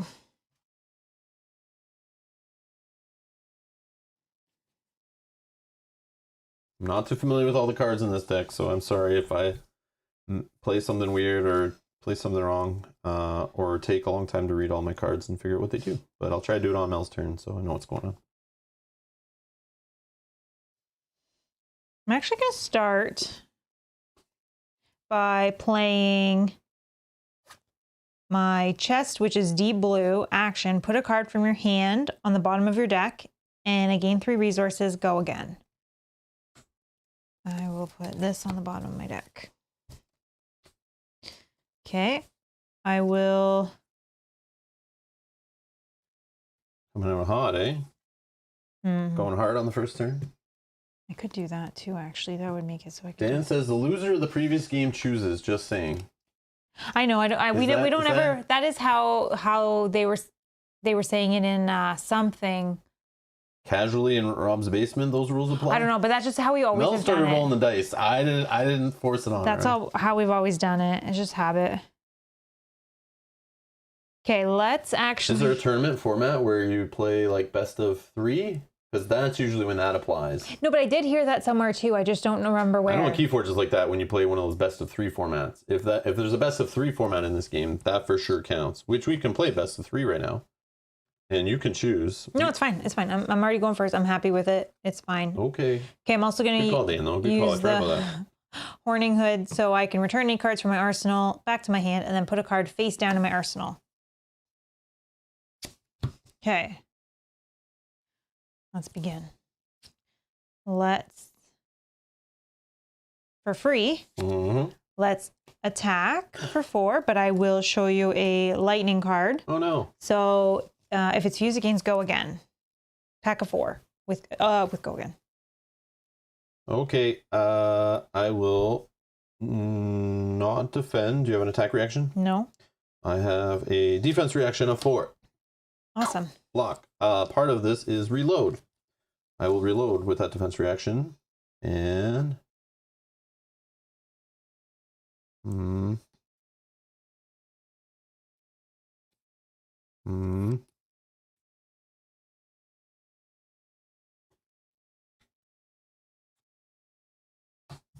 load. Okay. Okay.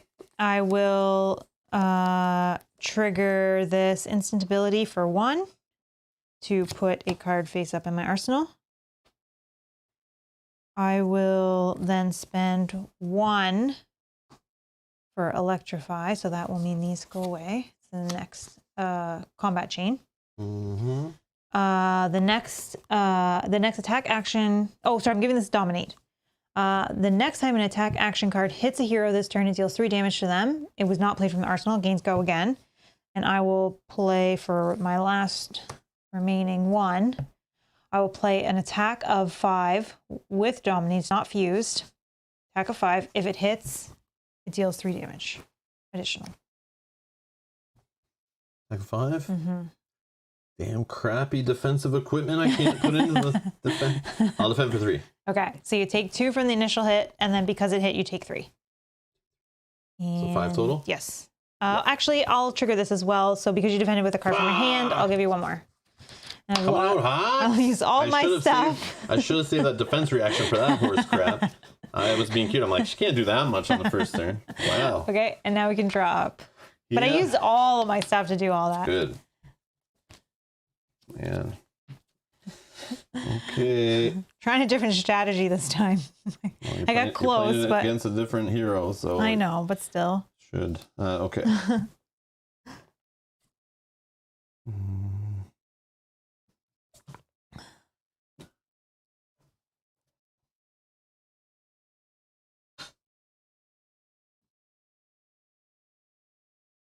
All right, let's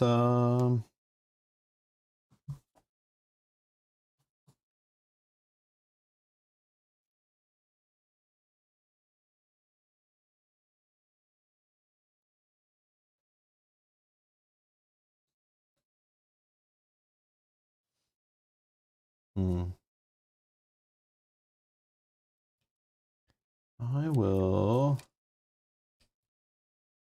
Yeah, I don't know. Go again, troubles.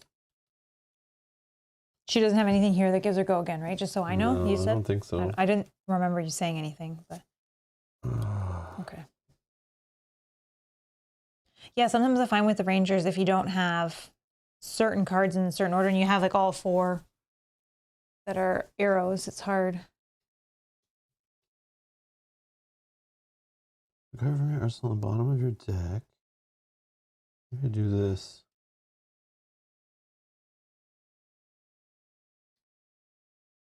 Yeah, I'll do this once per turn action. Put a card from your arsenal on the bottom of your deck.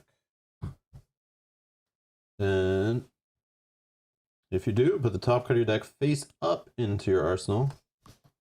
Oh, it's not an arrow. Yes. Nope. But that's fine. It's a card with go again. That's important. That's all I wanted. I was going to do this op thing to look, but I'll save that for later. The next time an attack action card you control hits, draw a card. If plunder is played from the arsenal, oh, convenient. The next attack action card you play this turn gets +3. Perfect. So I will play this for free. And it has go again. So the next attack, or sorry, the next, yeah, it's played from the arsenal. So the next attack action card you play this turn gets +3. And the next attack action card you control that hits this turn draw a card. Okay. All right. Then we're going to do this. I'll do this action.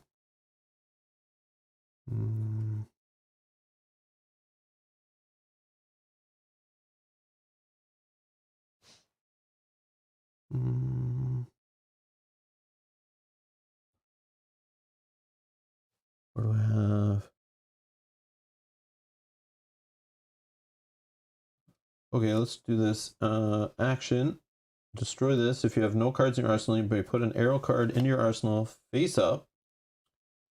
I'll put Sick'em Shot in there. And he gains +1 till the end of the turn. Go again. Gotta pay for that to shoot it. Which I will. I want to do this.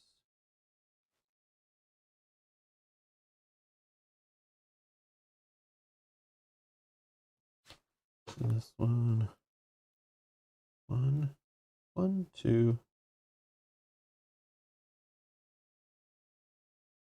I'll pay for that with a Savage Shot for 1 to fire Sick'em Shot.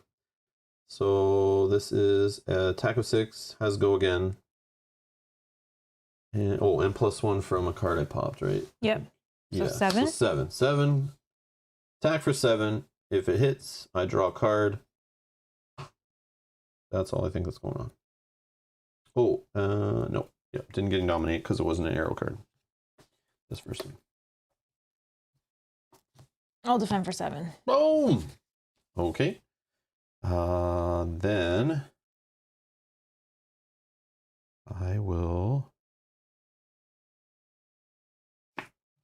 I'll do this action. I'll pitch 2, so leaves 1 floating to do my death dealer. These all go away. This goes away. Do whatever with it, because I'm doing a once per turn action. Put an arrow down here. Face up into my arsenal. If headshot was put into your arsenal face up, it gains +2 power till the end of the turn. I'm going to use a floating resource to fire at you for 4.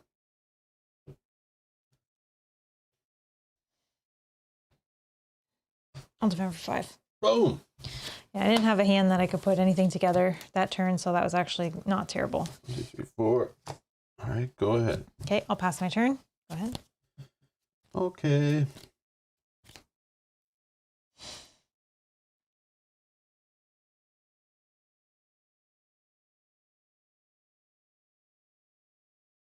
All right, I will.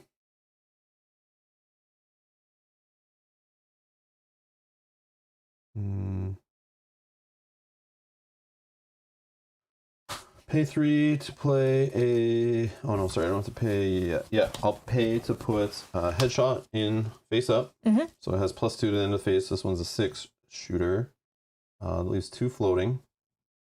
I'm gonna play a plunder run. Next time an attack action card you control hits this turn, draw a card. And then I will spend 1 to fire a headshot for 6.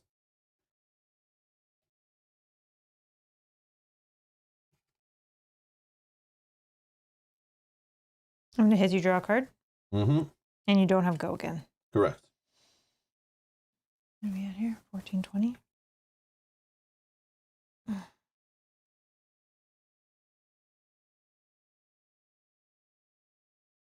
Oh, it's the loser goes first was in the official rules. Oh man.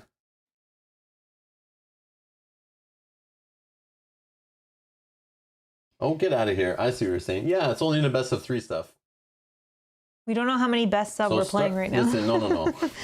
But this is like official, right? So if you're playing a format, that's like you're going to play the same opponent more than once in a series. So it's like if more than one game will be played to determine a winner of the match, for each subsequent game of the match, the loser of the previous game chooses who will be the turn player on the first turn of the game. So yes, if we were playing like a best of 3 or we're in a tournament where it's like draft and you play best of 3 each round or something like that, that for sure applies. But I don't know how official this little determining a winner of the series is. We could do that. I should have done that right from the start. We do best of 3 stream where we just play, but yeah. We didn't think of that at the time. Yeah, I didn't think of it, Dan. I'm sorry. Yeah, that's a good point though. I should have said that right from the start. Like, we're doing a best of 3. The loser of the first one just decides who goes first. Makes sense. The loser of the second decides the last game. Okay. That would have been wicked. But yes, it only applies to when you're playing a series to determine the winner. We weren't really doing that. We're just playing some casual random games. So get out of here, you damn rules lawyer. Judge! Bernardo's here. Greetings from the eve of my yearly rotation around the sun. Oh, happy birthday tomorrow, Bernardo. That's awesome. Excellent. Awesome. Hello, Daniel. How's it going? Hello. I am going undefended on this. So I will take 6. Whoa! Yeah. So I'll draw a card. Mm-hmm.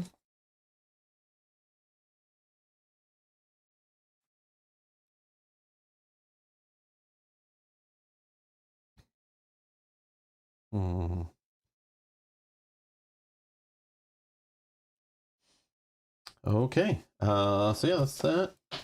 I'll put a card in Arsenal. Let's do this one. This goes on the bottom. 3. Or 3, not 4. 3. Okay.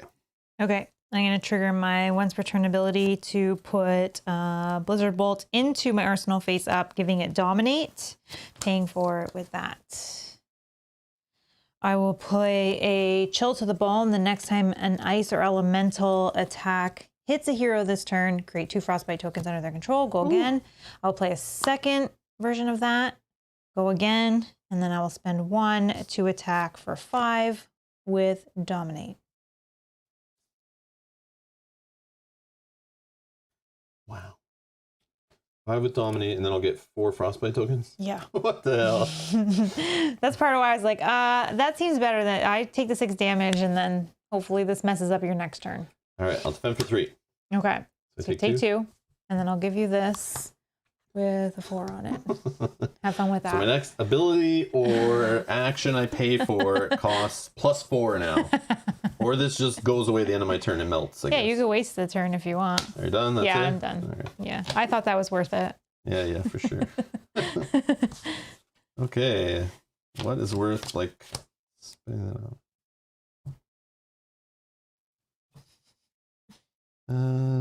Even a free action. I know, it costs 4. I already have a thing loaded, so I'm probably just going to say pass.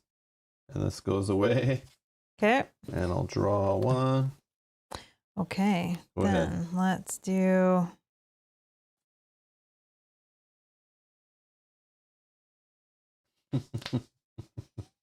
Okay. Let's for free. My hands were too cold to load the arrow into the bow and fire it. That's why I'm looking at that hand. Like, I could defend some of the 6 damage, but this is probably going to hinder your hand puts me on the too. back foot. Exactly. Okay, so I'm going to play an Entwine Lightning for free. I'm going to show you a lightning card. So if it's fused, it gains go again. So 4 with go again. 4 with go again.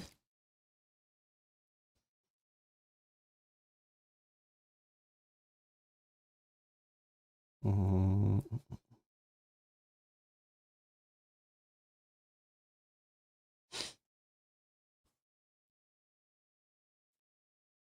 I will block for 3. Okay, so 1. Yeah. And it gains go again. Let's do. So I will attack for 1, paying with. Nope, paying with this one. Still have 1. So attack of 5. No go again on this one? No go again on this one. And you have 1 card in hand, you have a resource, you're going to lightning buff it. So, let's block for 5, 8.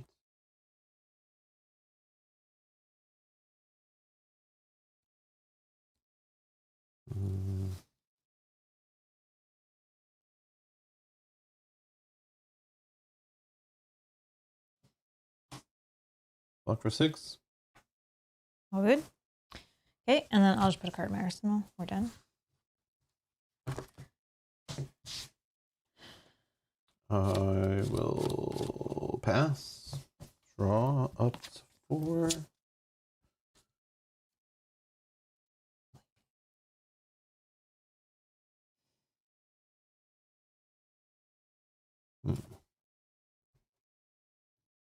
Okay.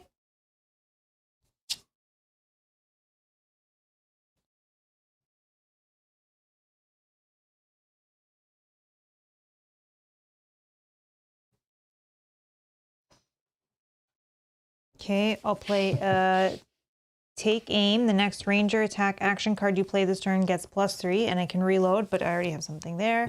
And then go again.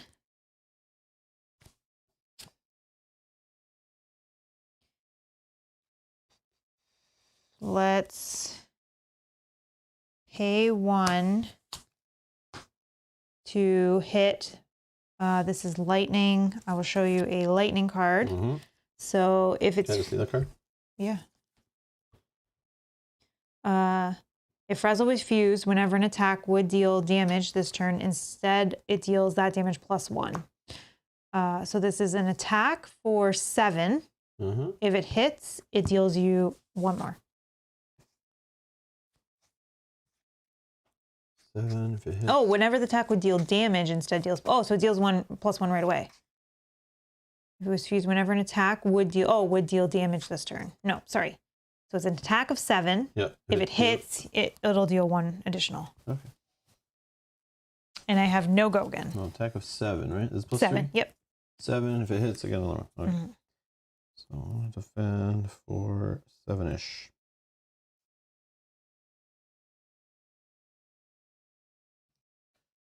Okay. So block for 3. Attack reactions. No. I have a defense reaction. 4 for free. So block for 7. Okay. That is all, and then I will just put a card in my arsenal. Oops. 1, 2, Okay. 3. So I'll play a card from my arsenal. Take aim. You just saw it. Yep. Which will affects ranger attack. Action card you play this turn gains +3. Reload. I don't need to reload. Oh, ranger attack action. Yeah, that has. Yeah. I don't have any ranger attack actions anymore. You put it back in your arsenal. No, it's okay. It's okay. Oh yeah. Back in my arsenal it goes. Yeah. Surprise. Yeah, these are not ranger attack actions. They're generic actions. Oh. My bad. Okay, so for free, Ravenous Rabble. Reveal the top card of your deck. Oh, I should probably do this first. I'm going to pop this instant, op 2. So I look at the top 2. And then I choose to put 1 on the top, 1 on the bottom. Okay, now I will go again. Sorry. Play Ravenous Rabble. Reveal the top card of your deck. It gets -1 power, or minus power, where minus X power. Sorry, where X is the pitch value of the card revealed this way. I reveal a 1 pitch. Okay, so it gets -1. Yeah, so it's attacking for 4 with go again.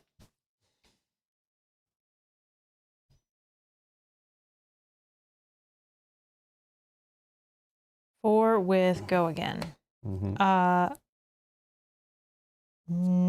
Undefended. Do you have any reactions? No. Deal 2 damage to attacking hero unless they pay 1 resource, and I'll defend for 3. I'll take the 1. Okay. Or 2, sorry, 2. Yep. And then I defend for 3, so you hit for 4, so I take 1. Then I will play another one for 4, -1, so And this 3. one hits for 3. Yeah, we'll go again. Let's go again. Well, I know.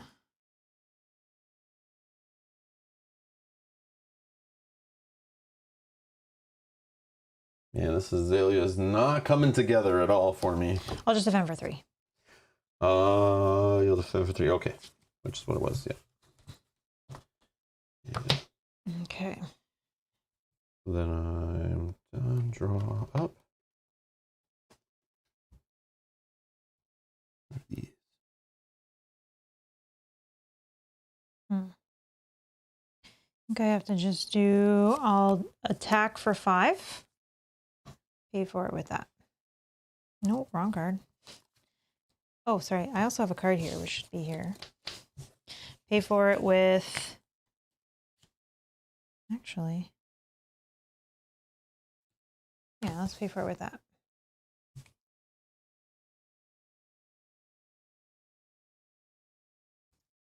Attack of 5. Attack of 5. I don't know. I gotta turn this around somehow. I will.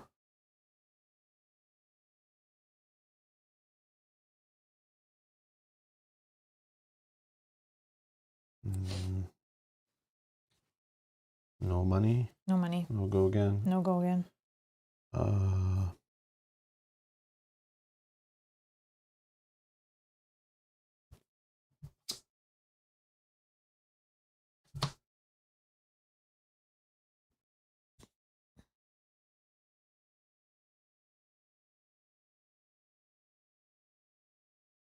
I will just let it go through. Oh, wait, 5. That is all. I'll put that in my arsenal. Okay.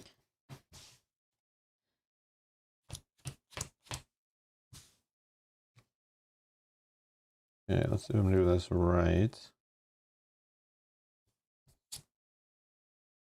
I'm gonna do her ability. Put a card from your arsenal on the bottom of your deck, and put a card from the top face up in. If it's an arrow card, against dominate until the end of the turn. Go again. It's an arrow. All right, I hit. Okay, nice. Okay, so that changes things. Okay, so now I will.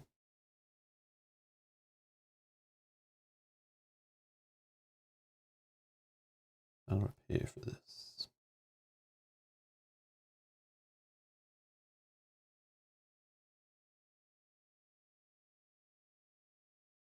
Let's do 13. against dominate with 3. I think it's better.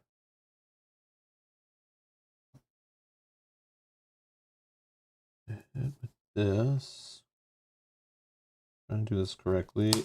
So I'll do another Ravenous Rabble. This one hits for 4, but I'll reveal the top card. It's a 2. It hits for 2. So it's just hitting for 2 with go again. Undefended. Okay.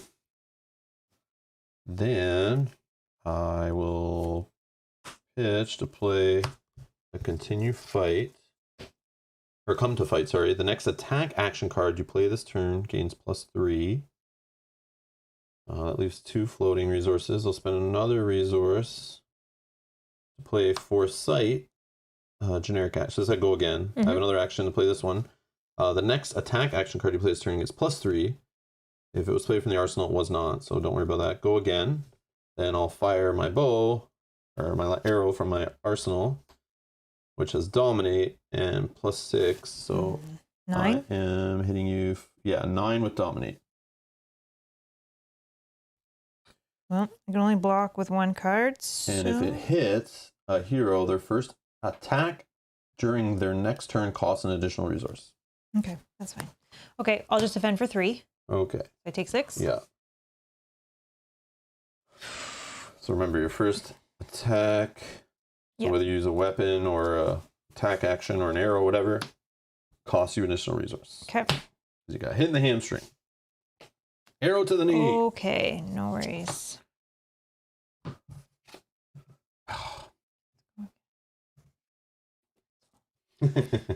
Okay. Dan, I know the answer to that question, you jerk. Not sure why, but I'm finding this game more enjoyable than the first one. Yeah, because Rob's health is lower than Mel's the entire game. Last one I was hanging on. It wasn't a total blowout. And Bob says, note how Rob does not panic as his life resource dwindles to only 4. All skill, no luck. Well, there is some luck to the Blitz games for sure, when you draw like weird things together. I pulled out, yesterday I played Mel with this deck, same matchup when I was learning it. I remember I pulled out that like, it looked like you were crushing me, but then I pulled out a last turn, like same thing. I flipped off the top, got dominate, did a big attack, and then won. Yeah, sometimes dominate. It was just luck. It was like the right card came off the top, but I used my opt, I think, on it, so I kind of knew what was coming. Now I'm playing blind with whatever on the top of my deck, which is probably not the best way to do it. There's lots of cards in my deck that do opt when I play them from Arsenal and stuff, but I haven't been doing that, or I get them when I already have a card in Arsenal, which figuring out when to put cards in Arsenal is, I'm realizing as I go through, is like that's a key to her. Like, I'm putting the wrong cards in Arsenal, I feel. They're like, but she has the way of flipping them out and putting a new one in. So I maybe you're supposed to do it that way. I don't know. Okay, I'm going to trigger Lexi's ability to flip this card face up. Yep. It's a lightning card. Oh, no. So the first lightning card, your next attack this turn gains go again. I will then play the... is that what I want to do it to? No, that's not what I want. I need to, though. No, not yet. Okay. So let's do... Remember, your next attack costs an extra 1. So I'm going to attack, which normally costs 0. I will pay 3. So I have 2 remaining because I pay 1. Lightning. Oh, I had to pay with the lightning. Okay, that's fine. It already has go again anyway, so it doesn't need the lightning because I've let... Attack for 4. Attack of 4. With go again.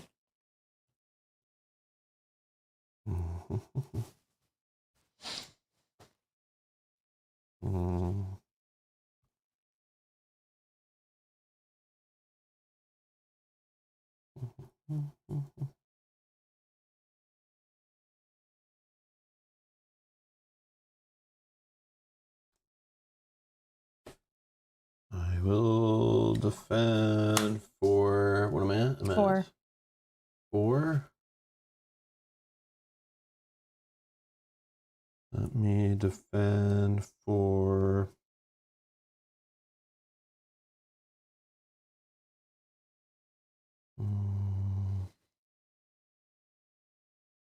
Six. Okay. About that one. Let's play this from my arsenal, which will clear all this, start a new combat chain. The next lightning or elemental attack action card you play this turn gains +3 if it's fused against go again. And this gives me go again. I'll spend 1 to trigger my ability here. Put an arrow in my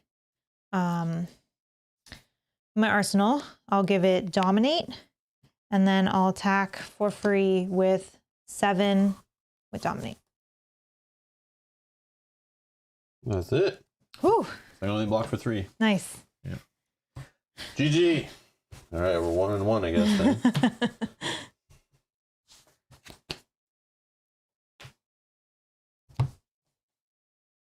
Yeah, definitely want to play with Azalea a bunch more. It definitely, like, she's got some crazy stuff going on too. Just like Lexi, there's like very similar, trying to like combo out. You want to have like a full hand of 4 cards at the start of your turn to do like crazy stuff. Yes. And the fact that you kept me on my back foot like right from the beginning, and I'm defending, and you're just like full turns, like full card hands.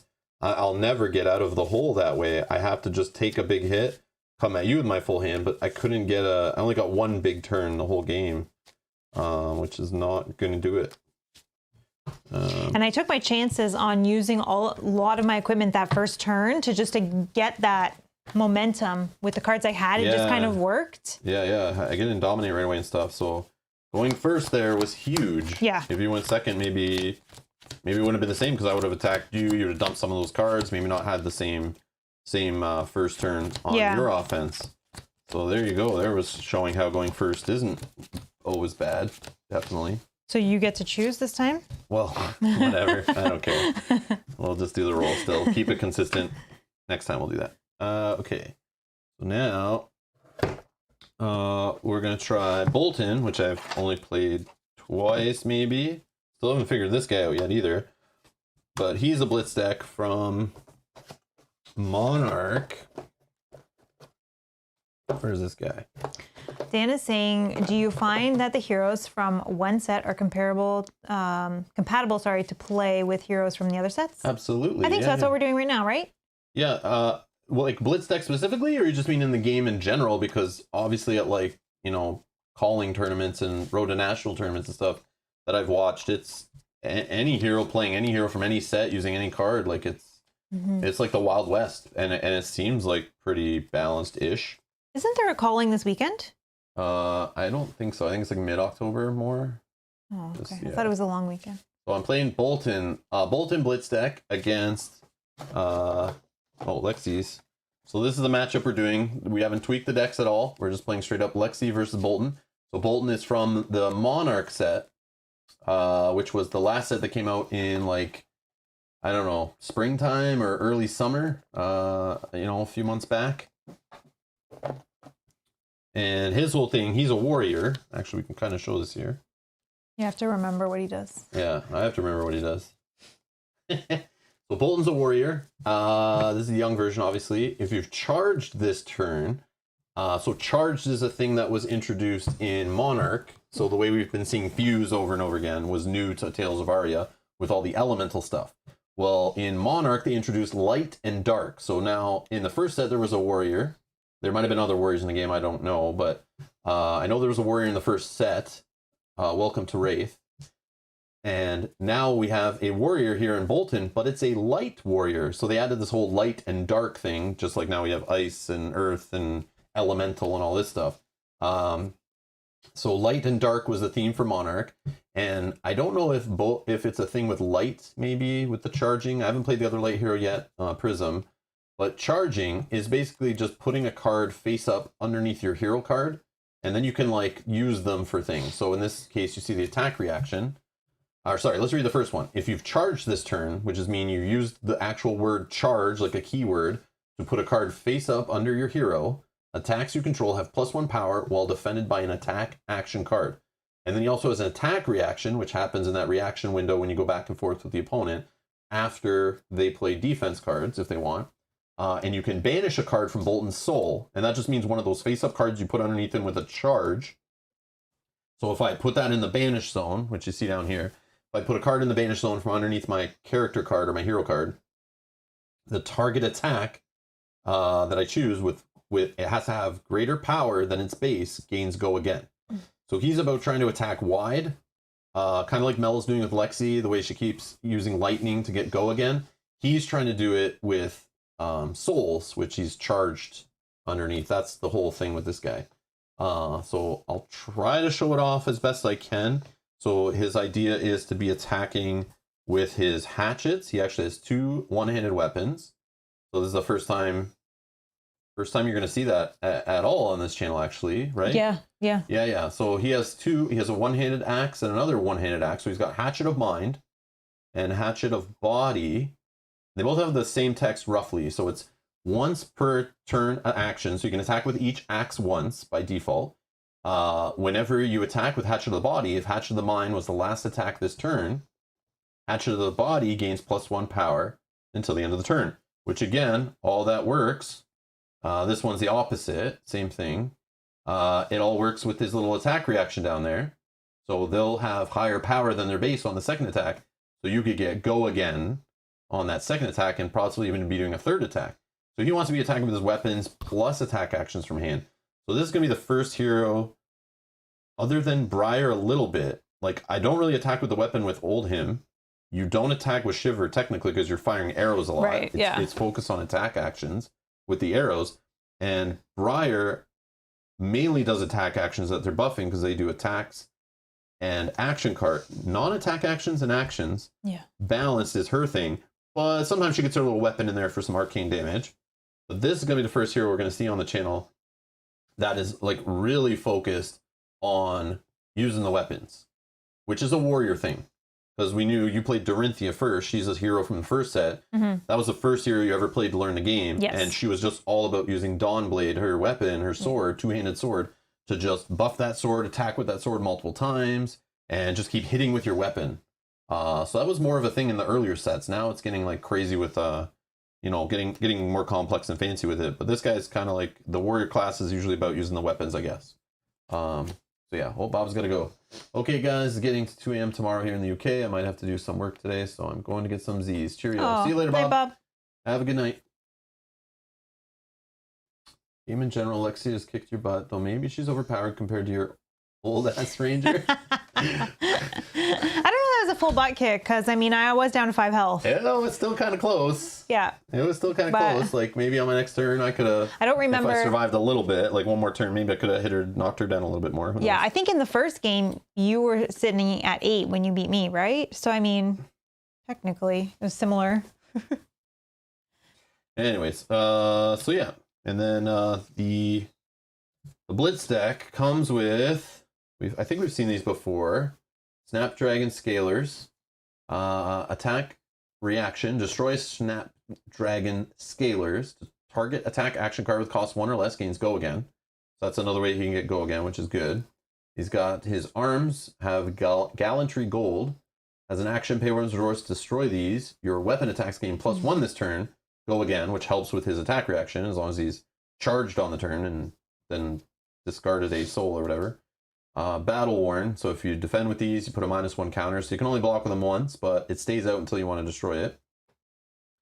Spellfray Cloak has Spell Void, another way to stop arcane damage. If your hero would be dealt arcane damage, you may destroy Spellfray Cloak instead. If you do, prevent 1 arcane damage of that source. So it's not as good as Arcane Barrier, where you can keep pitching resources and keep it going the whole match. This is just like a one-time block, not the greatest. But again, these Blitz decks, they just give you some like basic stuff, not the greatest equipment. You gotta buy booster packs and get lucky and pull rares, and or spend hundreds of dollars on the secondary market to get the good equipment that does all the juicy stuff. But anyways, then I got a Halo of Illumination, which is an instant, pay a resource, destroy it, put a card from your hand into your hero's soul. So this is not charging. This is just to get a card into the soul that I can banish to try to do the attacker action to get Go Again, possibly. If it's a light card, though, I get to draw a card. It also has Spell Void, too. So I could destroy it to prevent 2 arcane damage. Dan's asking, have you guys played enough to know which set is your favorite? I don't think so. Not yet. Because I haven't even played with one of the sets yet. Dan, we talked about at the start of the stream, but we have only played... Like, we played mainly Tales of Aria. Like, that set got me excited to pull it all back out again and get back in figuring out the game and playing these Blitz decks and stuff. So we have the most experience, actually, probably the most playtime with Tales of Aria heroes. Yep. You saw my second time ever playing Azalea, which is the only character I played from the second set. So I've not touched the other 3. I literally just got them like 3 days ago in the mail. Yeah, and I haven't played any of them yet. Yeah, they're still all like even in plastic. So these are the little decks. Yeah, from Dual Kingdom, that's what it is called. Yeah, so this is Canadian price. But yeah, they make their own little starter decks. 15 Canadian after tax. So I got all 4 of them. So I played with Azalea already, but I haven't opened the Mechanologist. We got I don't know what this guy is, Runeblade, I think, and then a Wizard. So these are some classes I really want to play, but I haven't even opened them yet to try them. So I can't judge the second set, of course. I've only played the Ranger from it twice. The first set, we only played two heroes from the first set. Yeah. The other 2 we never played with yet. The Brute and the Guardian from that set. So, yeah, I probably, because I like Oldhim, maybe I'd like the Guardian that's in one of the earlier sets too. But no. And Monarch, this is the only hero I've played with from Monarch so far. Is twice I've played with this guy, I think. maybe more. I don't know. I think we played a while back too, but yeah. So no, I wouldn't say so, Dan. No, I think we need a few more weeks. Yeah, before we can I'm do not that. rushing. I'm not like, yes, don't get me wrong. Like, you guys know, I talked about it last week too, and Mel knows, like, I have shelves and shelves and shelves of those white cardboard boxes, you know, that you had when you were a kid, or you see at the card store where you buy sports cards and stuff like that. I have like these white boxes, these long boxes. I have ones that are longer than this, that have 5 rows, 4 rows, 3 rows, a single row, whatever. I have so many of these things for all the different card games I've played over the years. And Mel knows when I get into a card game, like, I want all the cards. I want to be able to build from any card I get. That's why I like the LCGs. Or those kind of games, because I can just buy all the things and I have all the cards. But with these TCGs, I usually stay away from them, because you got to just understand you pretty much can't have all the cards because there's rarities and these weird cards that'll end up being super expensive, and whether you want to pay for them or not. So you got to kind of pick your class, your hero, or your set to just focus on realistically. So I just want to try all the heroes, try all the classes, see all the sets.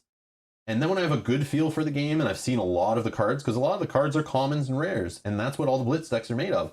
So we're seeing the majority of the cards in each set as we play with each one of these starter decks. It's just the legendaries and majestics and stuff we're not seeing at all. But you can look online. You can go on the Fab website, or the fabdb.net, the deck builder, and you can read through all the cards that we don't have.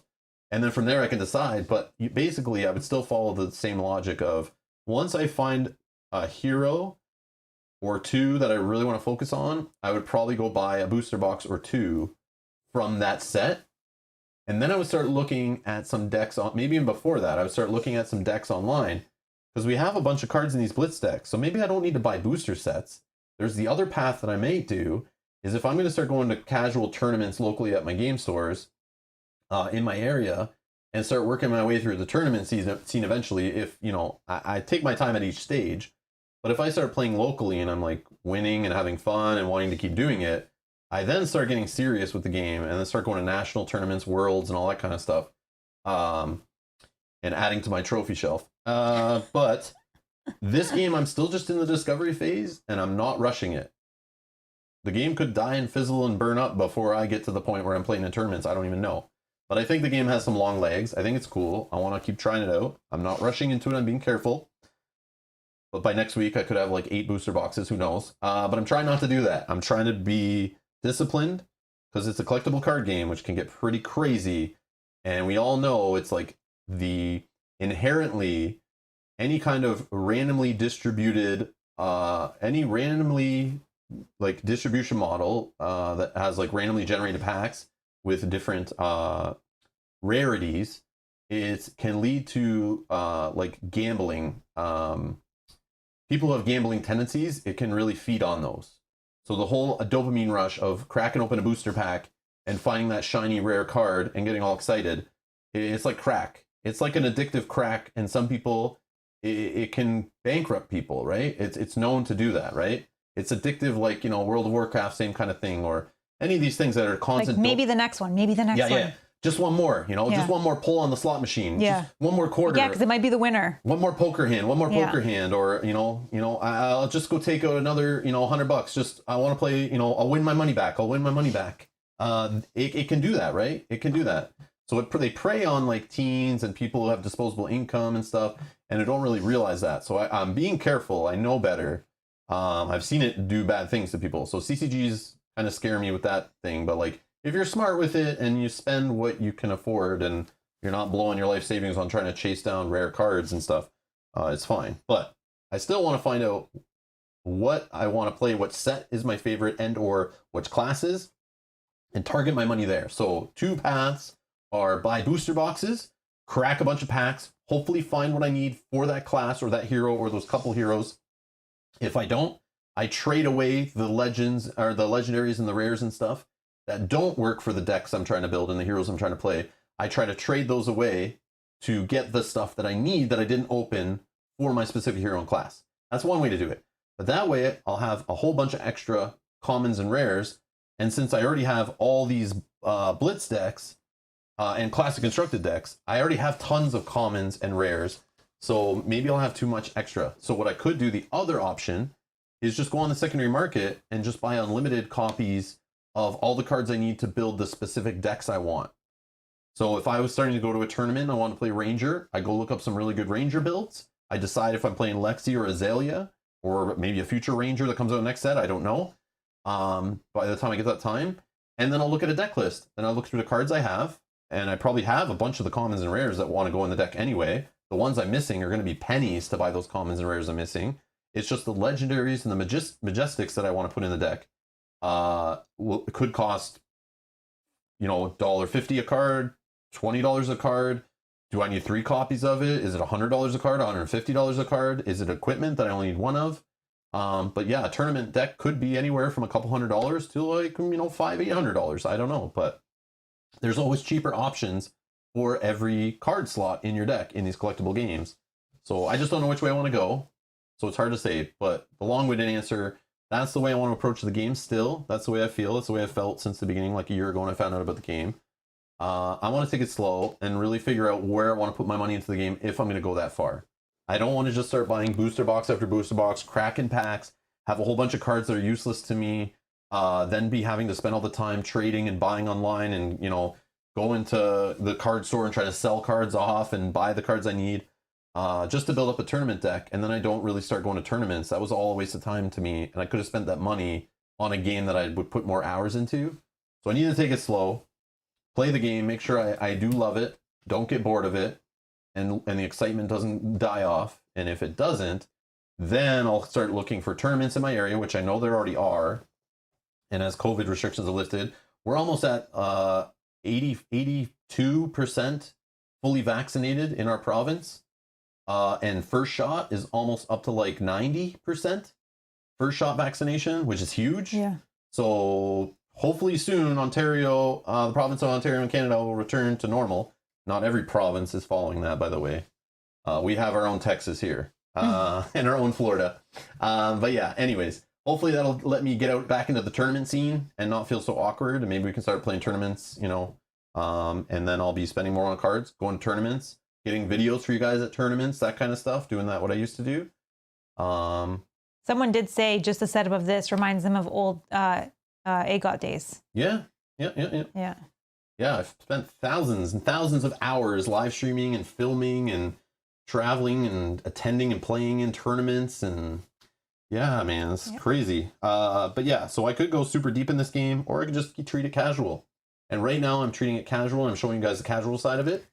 But yeah, we can get pretty deep if the community's big enough. We have tournaments in my local area. That's what drives my interest. If there is nobody playing in tournaments at any stores within a hour and a half drive from my house, I give up on the game and I usually just move on. Because if I can't go see people in person and play with the game and talk about the game and have fun with the game, I'm not playing a game just so I could travel, like play it in my living room, force Mel to play with me just so I can travel once a year to a tournament far away, spend a bunch of money to play it. I want to be playing it constantly. You're not forcing me to play it. No, I'm not forced. No, but I would be at that point. You know what I mean? Yeah. Like when you're in preparation for a tournament. Yeah, yes, like if I had no one to play with locally, I'd be like, Mel, I'm about to travel to like a national tournament. I need you to play with me every day. Let's go. Gauntlet time. But yeah. So that's why I gave up on Game of Thrones 2nd edition, because there was barely anyone playing in my area or consistently. There were players in my area, but they just wouldn't show up every week. They were becoming inconsistent. They were starting to play other games. They're just moving on. And once that happened, I don't care how many Gen Con tournaments, Origins tournaments, Worlds tournaments, how much, Mel will play with me or whatever. That's not enough to drive me to play the game. If I don't have a local meta, I just don't care. I just move on. So that's how I work.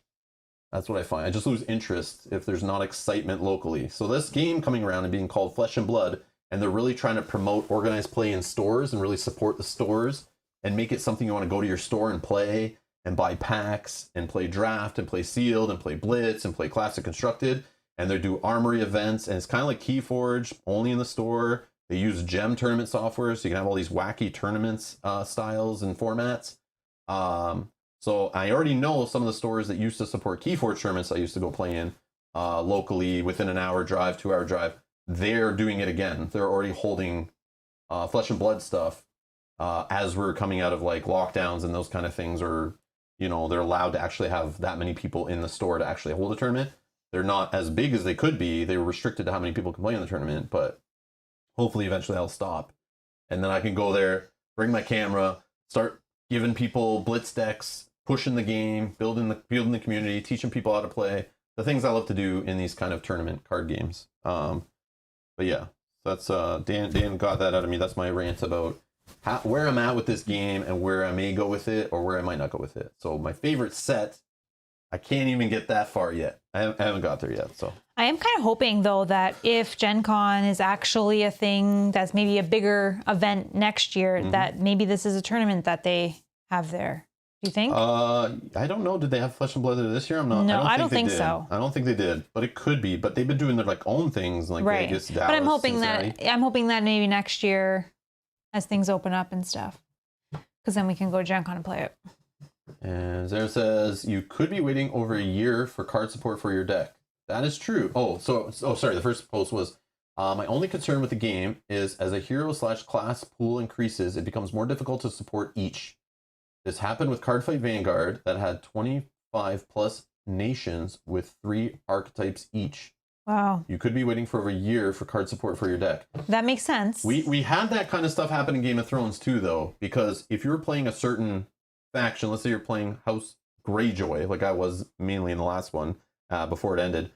I play a certain Greyjoy fill in the blank type deck or whatever, an aggro type deck, let's say. I have all the cards I want to play the aggro style. Yes, Greyjoy cards will keep being released, but sometimes FFG switches for a cycle and doesn't give any card types to that faction for that deck type. So you just get a whole bunch of wasted cardboard you're just putting in the box that you can't even play with. So your deck literally stays 100% the same for like a year plus, unless you want to just tweak out for some weird cards or start changing to a weird style. So what I've learned in these collectible games is don't pigeonhole yourself into one deck or one class, one faction. So this game, you probably want to be playing with multiple classes, but if you're going to play at the tournament level, you need to know how to pilot every single class. You have to know them in and out. You probably want to have every class built. So you want to have either friends in your play group that play those classes, and if they don't, and those heroes, and if they don't, or at least play the main, 5 or 6 meta decks or meta classes or meta heroes. If you don't have that in your play group, you have to start buying those cards and building those decks. And that's where I would be going with it. So if I couldn't find a local Bolton player, and then there was a certain Bolton hero deck that was, doing really good. I need to play against it. I need to play with it. I need to really learn it inside and out. And that's the way I usually operate. I would have, like, I would have a box like this. And whenever I played a card game and I have all the meta decks built, and I throw them at Mel and I'd say, drive this deck. I'll teach you how it works, how to be really good with it. The important cards, play against me like multiple times. And I would just play my deck between every match, tweak cards in my deck until I found a way to beat it. Then I'd say, here, take this other meta deck and now you play it. Or I'd say, give me that deck and I'm going to play it. So I really understand what they're trying to see. So then I know when my player has certain cards in their discard pile, what's left in their deck, I already know. And then I know how to play around. I know when they have weak turns, when they have strong turns, stuff like that. But yeah. But we'll see. That's further out. Right now, we'll just continue to play some casual Blitz in our on our little game table here. But yeah, I am having fun with the game. I really like the game. I like the potential. I like the high tournament turnout so far. Locally, it seems like there's players excited for it. And there's some viewers on this channel that are local players of ours that have already messaged me and said they bought into the game already after last week's stream. They have tons of cards. They're going to go to tournaments, all this stuff. So yeah, so I already know there's local players around here. It's just I don't know when I'll be ready to join them. But for now, I'm just going to play casual, try out each class, get to know the game, be able to talk about the game. More be like a gateway to the game for other players to be able to teach it from a newbie perspective. Like, here's some ways you can get into the game and your choice which way you want to go. All right. We're going to do our final game here. Yes, this is for all the marbles, Winner right? takes all. It's one versus one. I wish something was on the line, but then I would turn into a super it doesn't matter. Competitive monster. You do that either way. No, I don't. Oh, okay. No, I don't. I think you do. Must win. You don't ever just let me Must win. win. Nope. must win or you get the couch. No, I'm just joking. If you win, you get the couch. If I win, I get the couch. No, I'm just joking.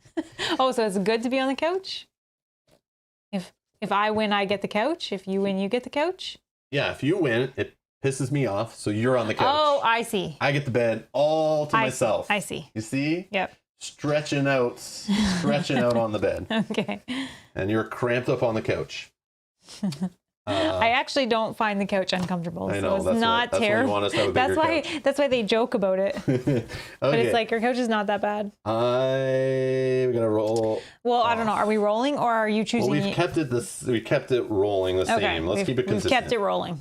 Kept it rolling. 3, 1. Oh. You choose first or second. It must be a comfortable couch. It is. It is. It's okay. Yeah. I don't know. You gotta work it in a little bit. The last one was better to sleep on. Which is why you've seen me more nicer and gentler lately. With the new couch, it's not as comfortable to sleep on. Great to sit on, but sleeping, it's not as good yet. Gotta work it in a little bit. Yeah, I'm sure it'll get worked in no time. I will go. Oh man, I'll go first. Okay.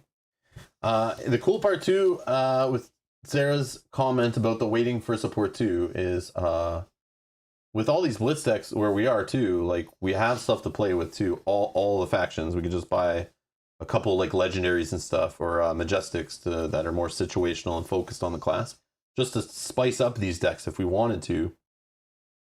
And then we're not so worried about just getting specific cards, and then we just build this like set of Blitz decks, or get enough cards to beef them up into classic constructed, which there are some stores that sell upgrade packs for Blitz decks, where they'll sell you a bunch of like rares, a few more commons, some majestics or whatever to put into the deck to get a full 60 plus card deck, and then be like a little more tournament ready for the classic constructed format, which is kind of cool too.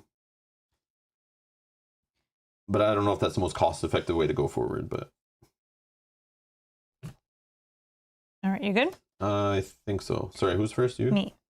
Okay, so first I'm going to start with Entwine Lightning. It's an attack of 4. I can fuse it, which I will fuse it. So if it's fused, it gains go again. Attack of 4. Attack of 4 with go again.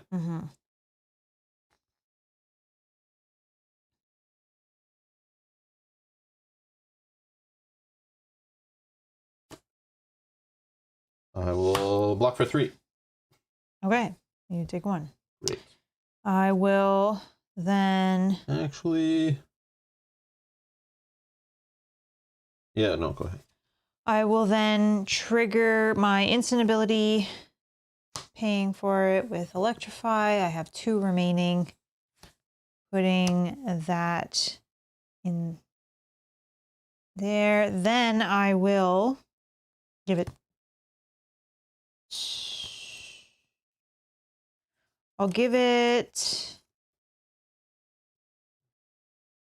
+1.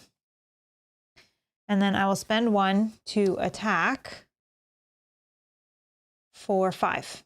I am not fusing the card. Attack for 5, no dominate. No right? dominate. No go again.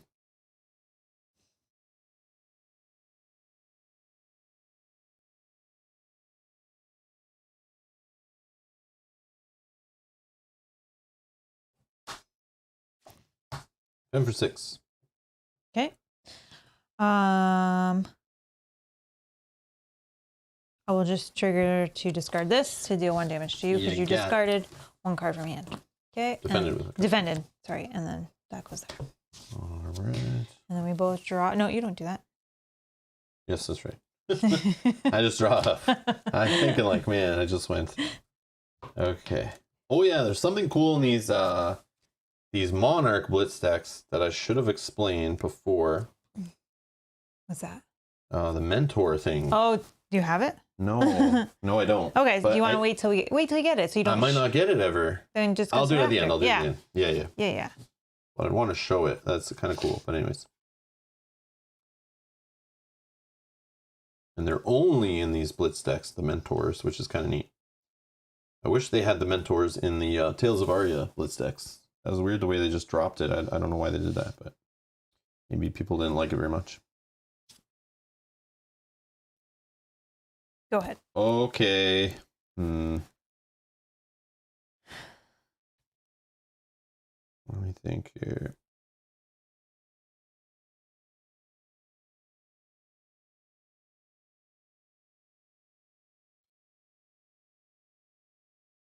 All right, I will pitch to play Take Flight for 1, leaving 2 floating. As an additional cost to play Take Flight, so it's in a Light Warrior action attack for 4. As an additional cost to play it, I could charge. If I do charge this turn, it gains Go Again. Which I will charge. Yep. Okay. So yeah, attack for 4 with Go Again. And if, remember his ability, if you've charged this turn, which I now have, attacks I control have +1 power if while defended by an attack action card. Oh, yes. So if you defend with an attack action in your little pile of defense cards, it goes +1 power.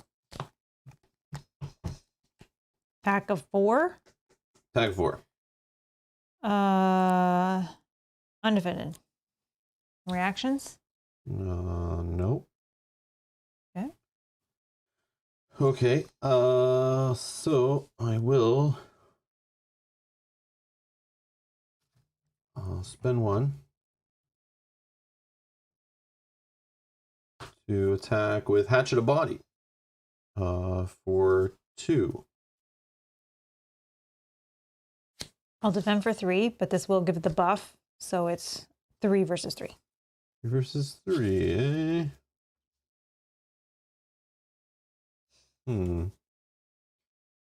3.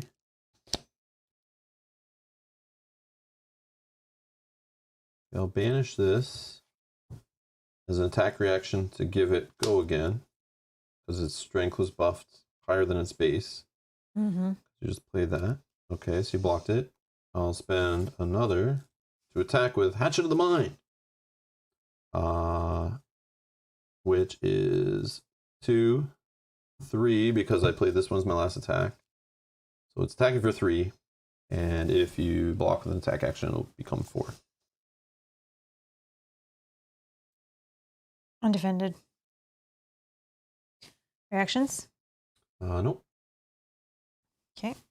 All right. So it's good. I got to show off the multiple go again attack with my weapons. Cha, cha, cha, cha. Yeah, it's frustrating. And that may be the last time you'll ever see it. All right. So this is gone. This goes to the bottom of the deck. And I will just drop. Go okay. ahead. I will trigger Lexi's ability first to flip over a card in my arsenal. It is a lightning, so my next attack gains Go Again. Dan says something kind. Dan, I love you, buddy. Dan says, in the game of life, you are my mentor, Rob. Aw. But he still says, I hope you lose every game against Mel, however. Oh, that's not going to happen. I wouldn't expect it any other way. Dan, I really appreciate the support. I do. Oh, I try. man. I try. All right, so we're gonna attack for 4, paying for it with that. It has Go Again. The theme here. Lightning attacks with Go Again. Attack for 4 with Go Again, you say. Let's see here.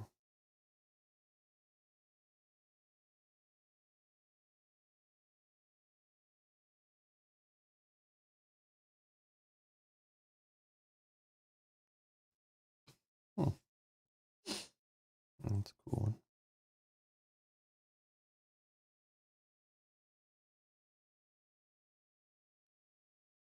What are we at? You're up by, or I'm up by 5. Yeah. And you're in for 4. You got 2 money. You're gonna do another attack for like 5 or 7 plus dominate or something. So that's lucky.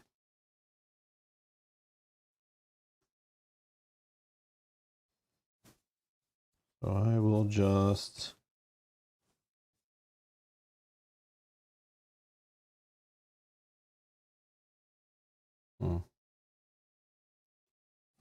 Fem for 4. Okay, no reactions.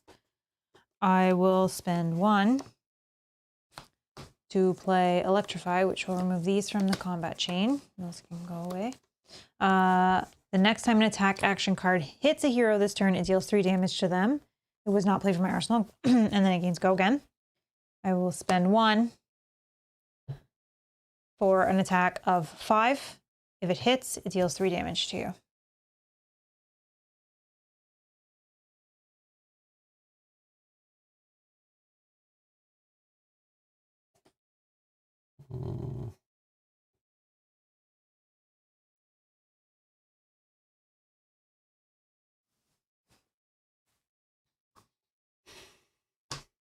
I'll defend for 3.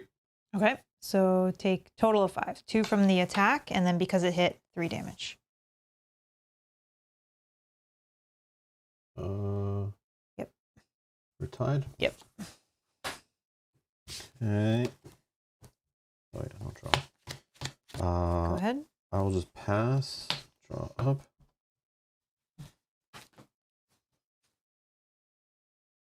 Go ahead. Oh.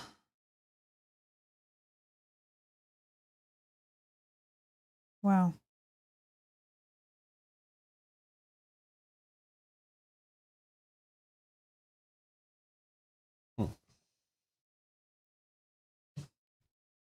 Wow.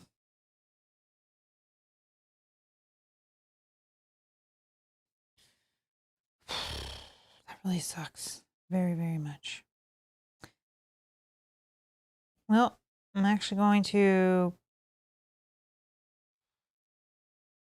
pass and put a card in arsenal. Okay.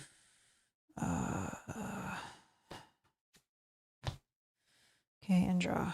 Go ahead. Holy moly, that sucked. All right. I will.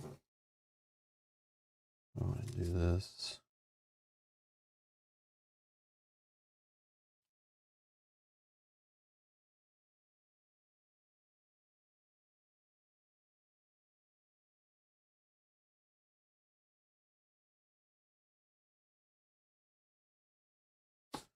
All right, let's oh,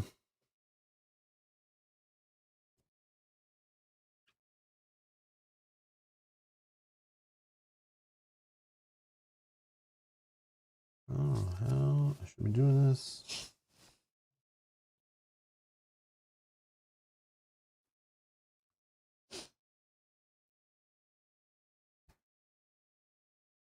I'm gonna pitch for 2. I will attack with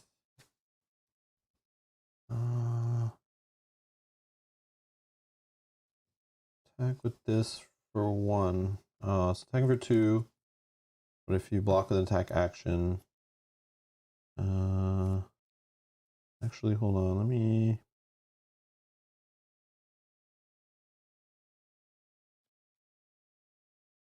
Oh, okay. No, I will do this. Sorry, with a resource first. I should play this one first. Warrior action first.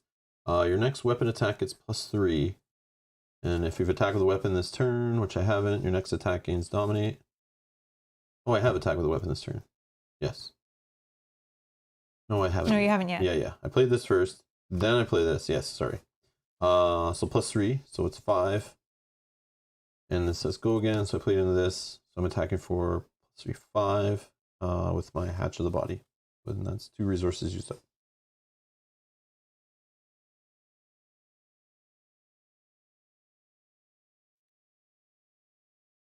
Oh, I didn't charge this turn. Sorry, I didn't charge this turn. So don't worry about the whole, his ability is not going to work. But this still, but you don't have go again. Well, I could have go again still if I banish a card from underneath him. At some point. At some point. You just need something that... Something to put a card underneath him? Okay, yeah. And it's dominates. But I haven't charged this turn, so this won't get an extra +1 if you defend with attack action card. So forget that I said. No, I have that's to charge fine. for that. Okay, I'm just going to defend for 2. It's Okay. not an attack action anyways, but it doesn't matter. So I'm going to do an instant here.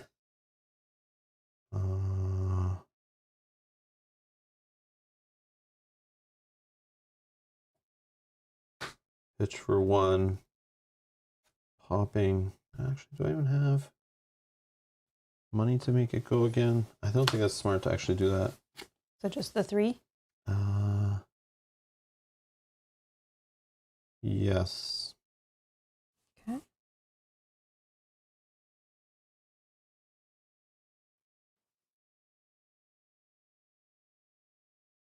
Way to charge. Yep. Okay. That is that. I'm done. So I will put a card in my arsenal. I just don't know.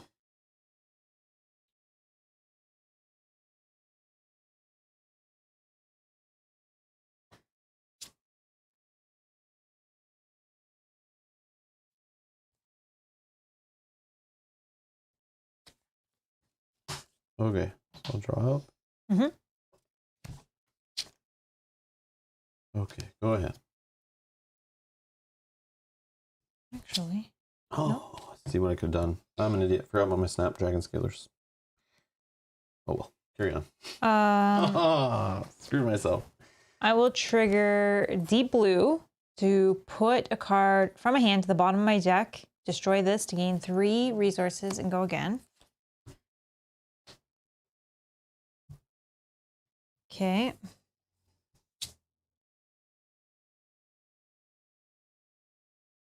That's still not even enough. Oh, yeah. Yes, it is. Never mind. Yes, it is. I will spend 1 to play Electrify. The next time an attack action card hits a hero this turn, it deals 3 damage to them. It was played from my arsenal, so I draw a card. Okay, yep. Okay. I will then spend 1 to play Overflex. The next arrow attack this turn gains +4 and reload. But now that I just drew that card, maybe I do this instead. 13 you have? Yeah. I'm not going to reload. I will spend the instant here. Oh, sorry, that had to go again. Spend the instant here to put a card in the arsenal, spending 1. And then I will give it Dominate. Then I will attack with that, having 2 resources remaining. I'm not fusing it, but it is 5 + 4, so 9 with Dominate. If it hits, it does 3 damage. I have 13. Okay.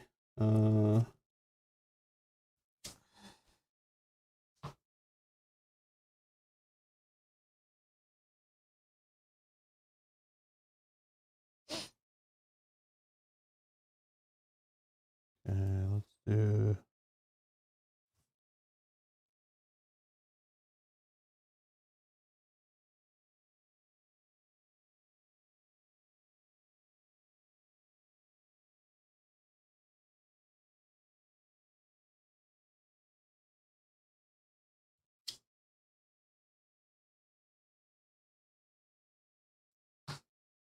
Uh, 7 for 3. Okay. So it's 6 from the attack. And then 3 because the attack hit. Holy. I debated on that one, not selecting Dominate and making you have to block with like your whole hand. Yeah. No, that's but better. I think that was way better. Yeah. Dominate is so good. Oh, that's going here. And so good.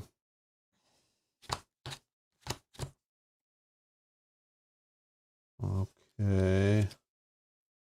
Yeah, originally I was going to reload that, but then when I drew into something that gave me more resources. Sweet.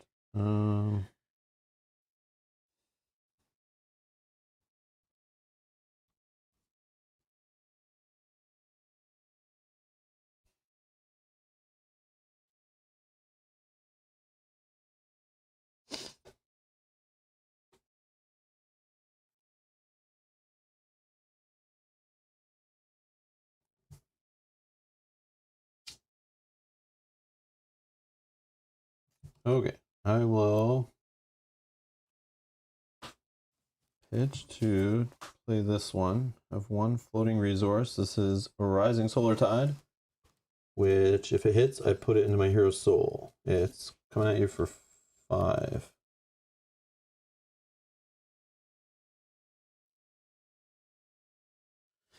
Yep.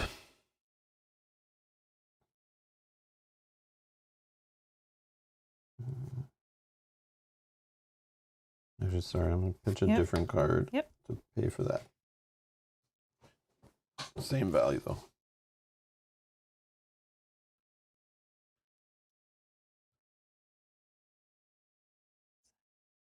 Five. I'll defend for 2. Okay. 2, yeah. Hits it for 3, and I put it into my Hero's Soul. But I haven't charged this turn. Okay. And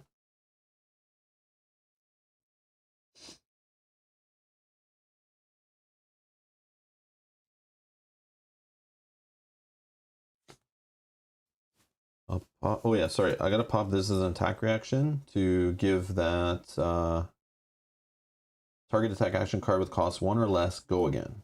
Okay. That's what I forgot last time. I could have started my turn with an attack action, do that, then attack with stuff. But I was sitting there like, how can I play it and get go again? Like, it doesn't work. None of this works. So I got frustrated. But I forgot all about that, which could have made last turn sing, but I messed up. But I forgot all about them. They're down here. I totally forgot. That's what they did. All right. So I do have go again. I can do another attack or something. I have another action point. So let's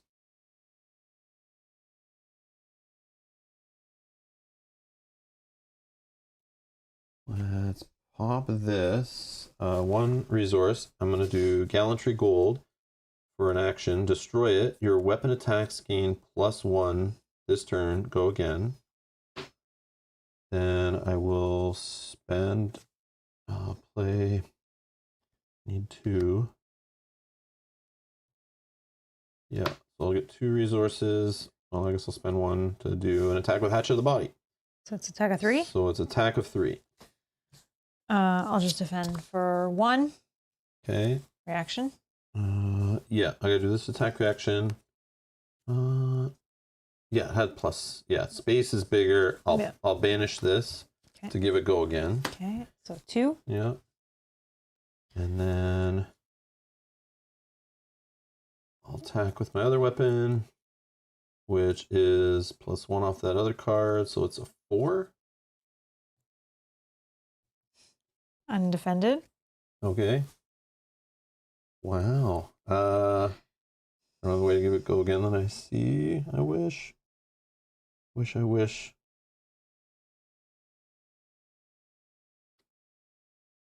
Okay. And then I'll just pop this in my arsenal and hopefully I can not lose here. Go ahead. Oh, you have a big dominate turn, probably, that's why.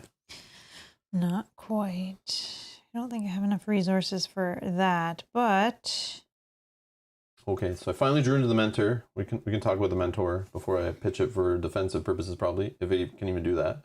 So in these Blitz decks that came with Monarch set, the 4 Blitz decks that came with them, the 2 dark, the 2 light, they each have a mentor, which is meant to kind of like symbolize teaching the young hero about how to play their deck or their abilities, how to play their style.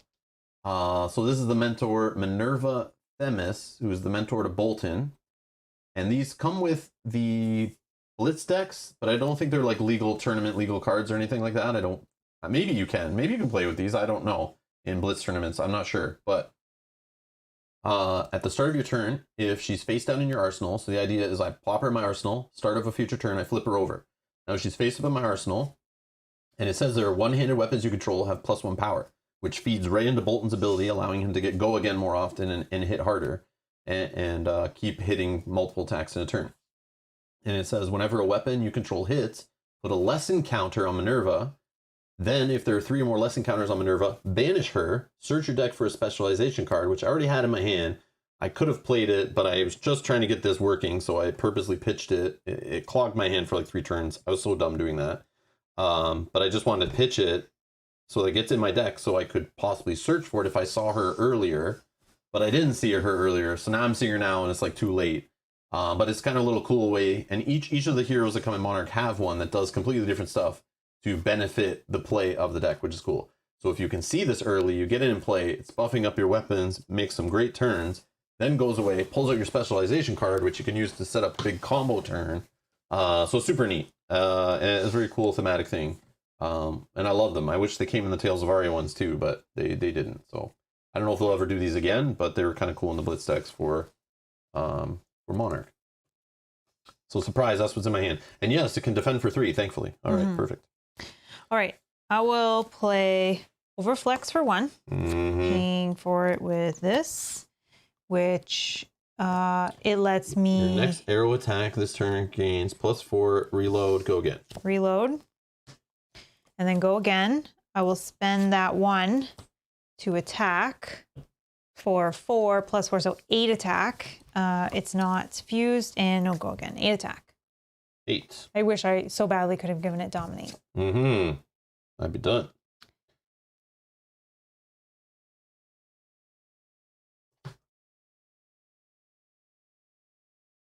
And attack. I'm at 4. Yeah. You have no cards in hand? No.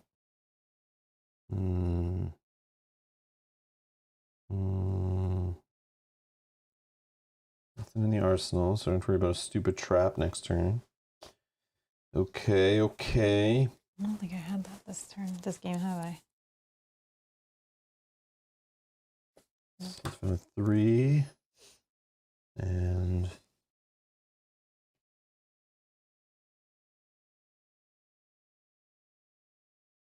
I need money.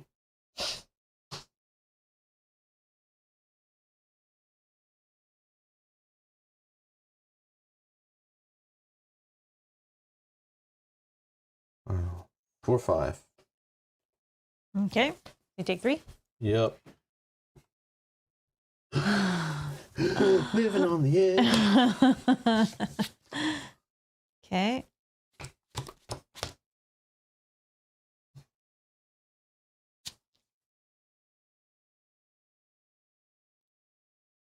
Go ahead.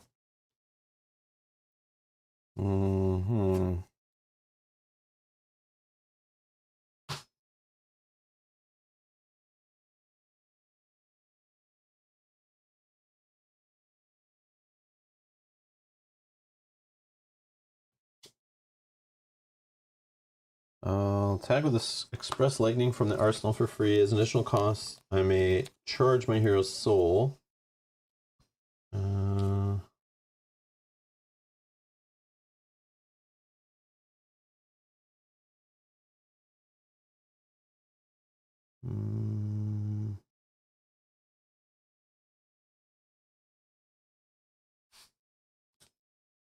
Okay. And then now I've charged, so attacks I control have +1 while defended with an attack action. And I could banish this to give it go again if you defend with a thing, an attack action card. But anyways, attack for 4. Living for 6. Okay.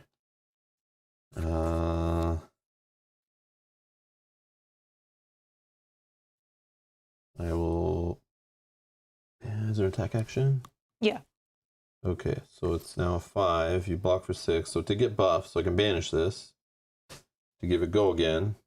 And then I will attack with the Light Warrior action attack, Bolt of Courage. As an additional cost, I could charge. Nothing.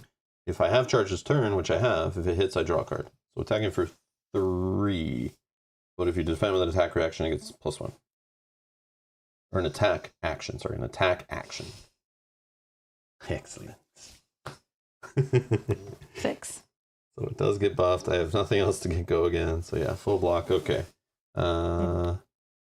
Yes, didn't hit, so I don't draw a card. Okay. for your turn. I pass. Okay. Go ahead.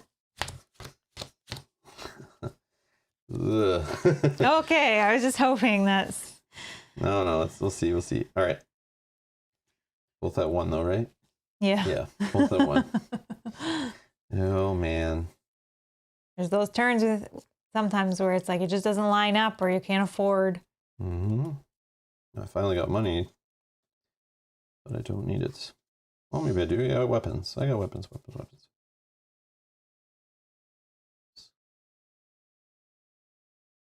Okay, so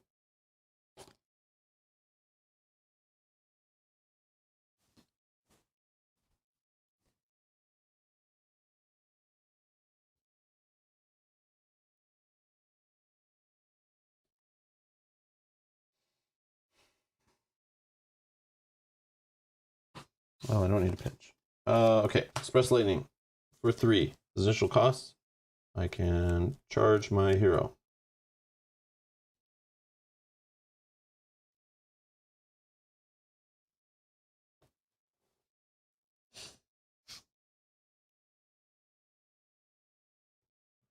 Okay. Attack of 3? Attack of 3. What is it? +1 if I defend with? Because I have charge. So +1 if you defend with an attack action. 6. Dan says, my nerves can't take this. I know. Sitting here both at 1. What do you defend with? 6. 6. Well, I would have made it 4 if I just this used is 1. Cool. Okay, so I will. It did get buffed, so I can banish to give it to go again as an attack reaction. Okay. And I will attack with Bolt of Courage as initial cost. I may charge. I think that's the way to do it. Okay. Yep. Is this once per turn? No. No? Dang it. Charging is not actually on his card. It's like a new rule in the game. Yeah, no. The once per turn to remove it to get the go again? No. Oh, okay. It's just an attack reaction. Oh, okay. Yeah. No once per turn here. Okay, just just on checking. his weapons. Yeah. Nice try though. No, Alright, just I was checking. kidding. So attack for 3. And And yes, because I've charged his turn if you defend. But you have no more. And I have charge, so I could draw a card if it hits. Oh, But if well, it hits, you we're lose. dead. So And you have no more cards, so you have no more money. true. But if I play an attack reaction, it's +1, right? Correct. Is it that? Yep. So then you got it because the other one doesn't have. What? I only have, this one doesn't have So any you defend defense. for 3. Yeah. This is an attack action. Yeah, so then it So it would. gets +1 from this because Yeah. I charge his turn. Because this doesn't have any. And that has no defense no on defense it. on So it. we get the little one, I was like, the little cheeky one in there from yeah, the charge. but Nice. I okay, hold on. I just want to check something. Nice. Uh-oh. No. I was digging for, I was like, please find the trap. I know. Because I had I this know, that I I could know. put it in any time. So Yeah. even on your turn. Oh, I forgot was about like, that. Yeah. please just draw a trap. Or I was Yeah, 'cause you hoping. can put any card in there. Yeah. Oh, or so the other thing cool. I was hoping is I could defend with just enough and hold back one of these 0 cost. So then I could put this in for free, then fire for 0. Wow. But the trap was like too far down the deck. I was like, please. Every time I looked over and saw your arsenal, I thought, I'm cool. But I forgot you have this. Yeah. Oh, so I'm just wow. waiting for something that I That'd could. have been an amazing Yeah, ending if you were that's like, what I was trying pop to do. this, do this, bam. And I was like, oh, I can do that after he's played all of his cards and he has no you have more to do money. the last one. Yeah. That's what I was hoping And for. you would deal damage before the actual Yes. resolution of the attack goes through. Yes. Oh, that'd have been so epic too. But I think this is still epic though. So I was doing like his little holding charge. this, like, please draw it. I do love the little +1 he gives. Is enough for you to be dumping like 6 defense on like a 3 attack. Yeah, there was that one turn that I fully had to pass because I had only attack actions. I had That's what it was, no okay. reactions at all. So I'm sitting with like, oh, this is like, it was like a hand like this. Oh wow. So I'm like, I can't even attack at all. I'll just put 1 in my arsenal and then go. Yeah, I've had that happen with Lexi Yeah. before, where you just don't draw any attack actions, and you're just like, okay, Yeah. I'll just do nothing pretty much. Yeah, which or you have no way to shoot an arrow. which really sucked. I'm like, I can't even draw a card or anything or discard these. Yeah, wow. That's kind of epic.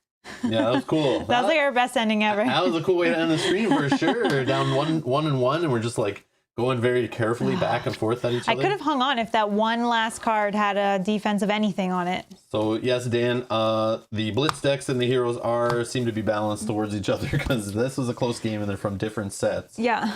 I wish I got that mentor thing going. I want to do that in the future. It's really fun. I want to play with the other ones because they all have mentors too. I want to see what they do and how they work. But it's a cool way to help like a new player of the game kind of understand like what you should be trying to do with your deck because the mentor kind of helps you in that direction. Yeah. And Dan says, this game sets up consistent endgame craziness. Yeah. Sarah says, the villain wins this time. ... Yeah. Oh, and the villain. It was close, though. Oh. It was so close. Oh. And I do want to shout out before we switch cameras, just again, thank you to Matthew over at Tabletop Tilt. If you want to check out his YouTube channel or check out these playmats we're using and the other ones you used in the last stream. You can check them out. They're in the links down below. Some nice affordable playmats for the game that are not from a tournament, super rare, cost hundreds of dollars because they have crazy art on them. They're just nice playmats to learn the game with, play with, and we appreciate him sending them over. So if you want to check those out, they're in the video description. And but yeah, that was cool. That was cool. That was epic. And now I know, I didn't even think of it at the start of the stream. I just thought, we're going to play one or two, we'll play 2-ish games. If we can get a third one in, if we have time, we'll do it. But I never even thought of doing the best of 3 would have been awesome. Yeah. That's a great way to do it going forward. Yeah. Because even though we talk through our turns, take our time, look at cards, we're new to some of these decks, like, it's hard to remember what's in all the decks, what you're trying to do, and sometimes you just don't see things in order, and you got to make things work, like, with whatever you're dealt. Yeah, like that one whole hand I had to pass. Yeah. And it sucked, too, because I was on the upper hand at that point. Yeah, so, that's true. You had momentum. Yeah. And I was like, I'm going to lose. I have no way out of this. And then... and I had to pass a whole turn, and then you were just able to draw. Yeah. Like, dang it. So cool. Yeah. So cool. I'm excited to play more for sure. We're going to play more between streams, so I'm going to try some different heroes before next week's stream, I guess. I don't know if it'll be on Monday, but we'll definitely stream again next week. Or not, I wouldn't say definitely. I can never promise for sure. Because if something shows up from a publisher or something that we order that I'm just more excited to play, we're going to play that in the meantime. I know I've done my job to show off Flesh and Blood and how to play with Blitz decks and how to get into the game for cheap or try it out to see if it's even for you. Like, there's no excuse not to try it if you're into 2-player card games. There's a multiplayer format for this game, though, by the way, but I don't know if these Blitz decks can be used in that format. I know nothing about it. But yeah, if you're into, like, you know, Magic the Gathering type of games you played in your past, or Pokemon, Yu-Gi-Oh, or any of the competitive LCGs, or what's that one from Plaid Hat, the Ashes, Rise of the Phoenix Born or whatever, that's a, you know, any of those kind of 2-player games head-to-head, you don't need to go all in on the CCG. You can just get some Blitz decks, play your kitchen table, get a whole bunch of different ones, or even some duplicates if you want to play mirror matches. You know, you can even create more combinations, and you just play it like that and just enjoy playing the cheaper format of the game, having some fun in Blitz decks. You know, you can buy some singles, beef up your Blitz deck, go to your local store and play in some tournaments if you really care to. That's an option. Or you go dive in with both feet and have fun, play some. But like, before you spend any money on this, I love games where you can, like, you know, it's low barrier to entry, and you don't have to just trust somebody on the internet telling you a game's good or not, including idiots like me who have cameras and mics and stuff. Like, don't take my word for it. Just, you can go spend $20 or whatever to get 2 Blitz decks and try the game out. Do your research, find out what each hero kind of does, and try to find your playstyle. You know, so you're not playing some heroes that maybe aren't your playstyle, because every class plays different. So something, even each set adds different mechanics, which might interest you more. So, you know, don't just go buy a random Monarch Blitz deck or whatever for a hero you're like, I don't want to play a game like this that plays this style. I hopefully can show you each one of the heroes so you get an idea of what they're trying to do, and I can understand how they work and explain them to you. So after a few weeks of these streams, you'll kind of understand, like, oh, this is what they do. But there's videos out there explaining the Blitz decks. There's videos out there explaining the classes, explaining the heroes, explaining how to get into the game. There's the YouTube videos for days for all that stuff. So if you're curious about that, I'm just showing you these Blitz decks. I think they're a cool product, cool way to get into the game, cool way to try the game, actually. Like, again, I'm 50-50 on trying to show you a cool game you might want to get into, but I'm also showing you a game that you can try yourself and judge it for yourself. And if it's not for you, you give the Blitz decks to someone else. There you go. Pass them on, whatever, no big deal. You know, it's not too much invested into the game. Like sometimes you get 2-player board games that are like 60, 80, $100, you know, and we're not even talking Kickstarter. And then you start playing against your friend competitively or your wife or whatever, and you're like, you know, it's just not the game for us. Well, that sucks at that point because you've spent that much money on it, right? Yeah, you can sell it and all that kind of stuff, but still a pain in the butt. But this, you just buy some decks, you read the quick start rules or watch a 10-minute how to play video and start jamming some Blitz games in, you know? You'll get your money's worth out of those Blitz decks, even just playing a few games and then swapping them to see, you know, whether you like the game or not, or you like certain classes and stuff. I just played enough of these card games to know. I just watch, I need to learn the mechanics, read the rules, and then look at the tournament scene, and then I know if a game's like for me or not. Because I played enough of them, but yeah, this one's for me, but we'll see how far I go. Dan says, I already bought booster boxes. I did not follow your advice, Mr. Mentor. I know. When I got Dan, you weren't the only one messaging me going like, we went all in, or I bought boxes, or what set should I buy boxes for? I was getting tons of stuff, but yeah, good luck on your polls. Exactly. Good luck on your polls for sure.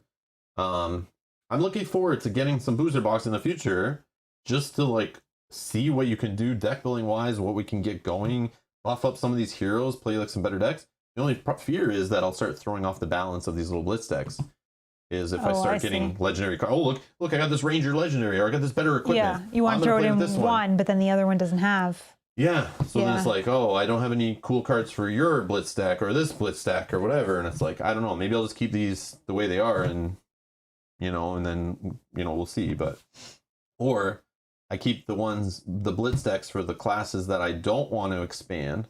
They stay in like a box as a balanced little set that I can teach with, show off the game. Yeah, show new players. Yeah, just play casually with. So there's like a kind of a self-contained little game package kind of thing. And then go from there. But we'll see. I don't know yet, but I'm having fun playing the game so far. I like the Blitz format. It's fun.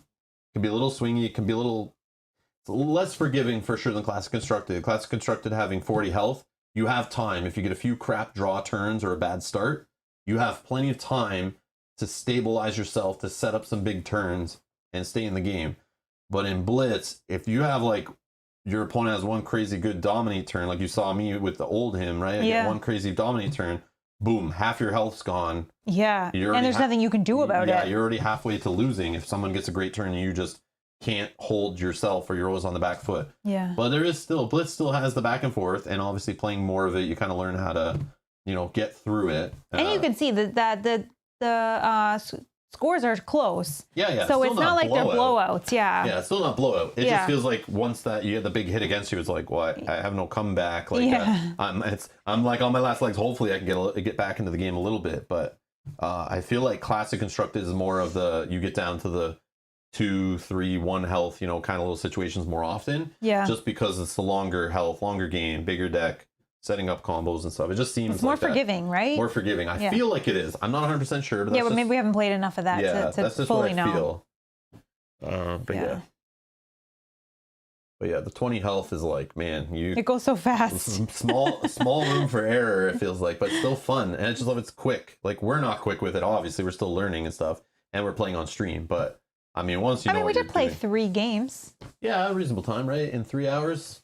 And we talked for a little bit. Yeah, we definitely talked it through and everything. But and then we talked in between about the decks. Yeah. So 1 hour our time is like 20 and it's to not 30 even your time. 3 hours yet. What Start time at 6:30? Oh, we didn't start at 7. Yeah. Never mind.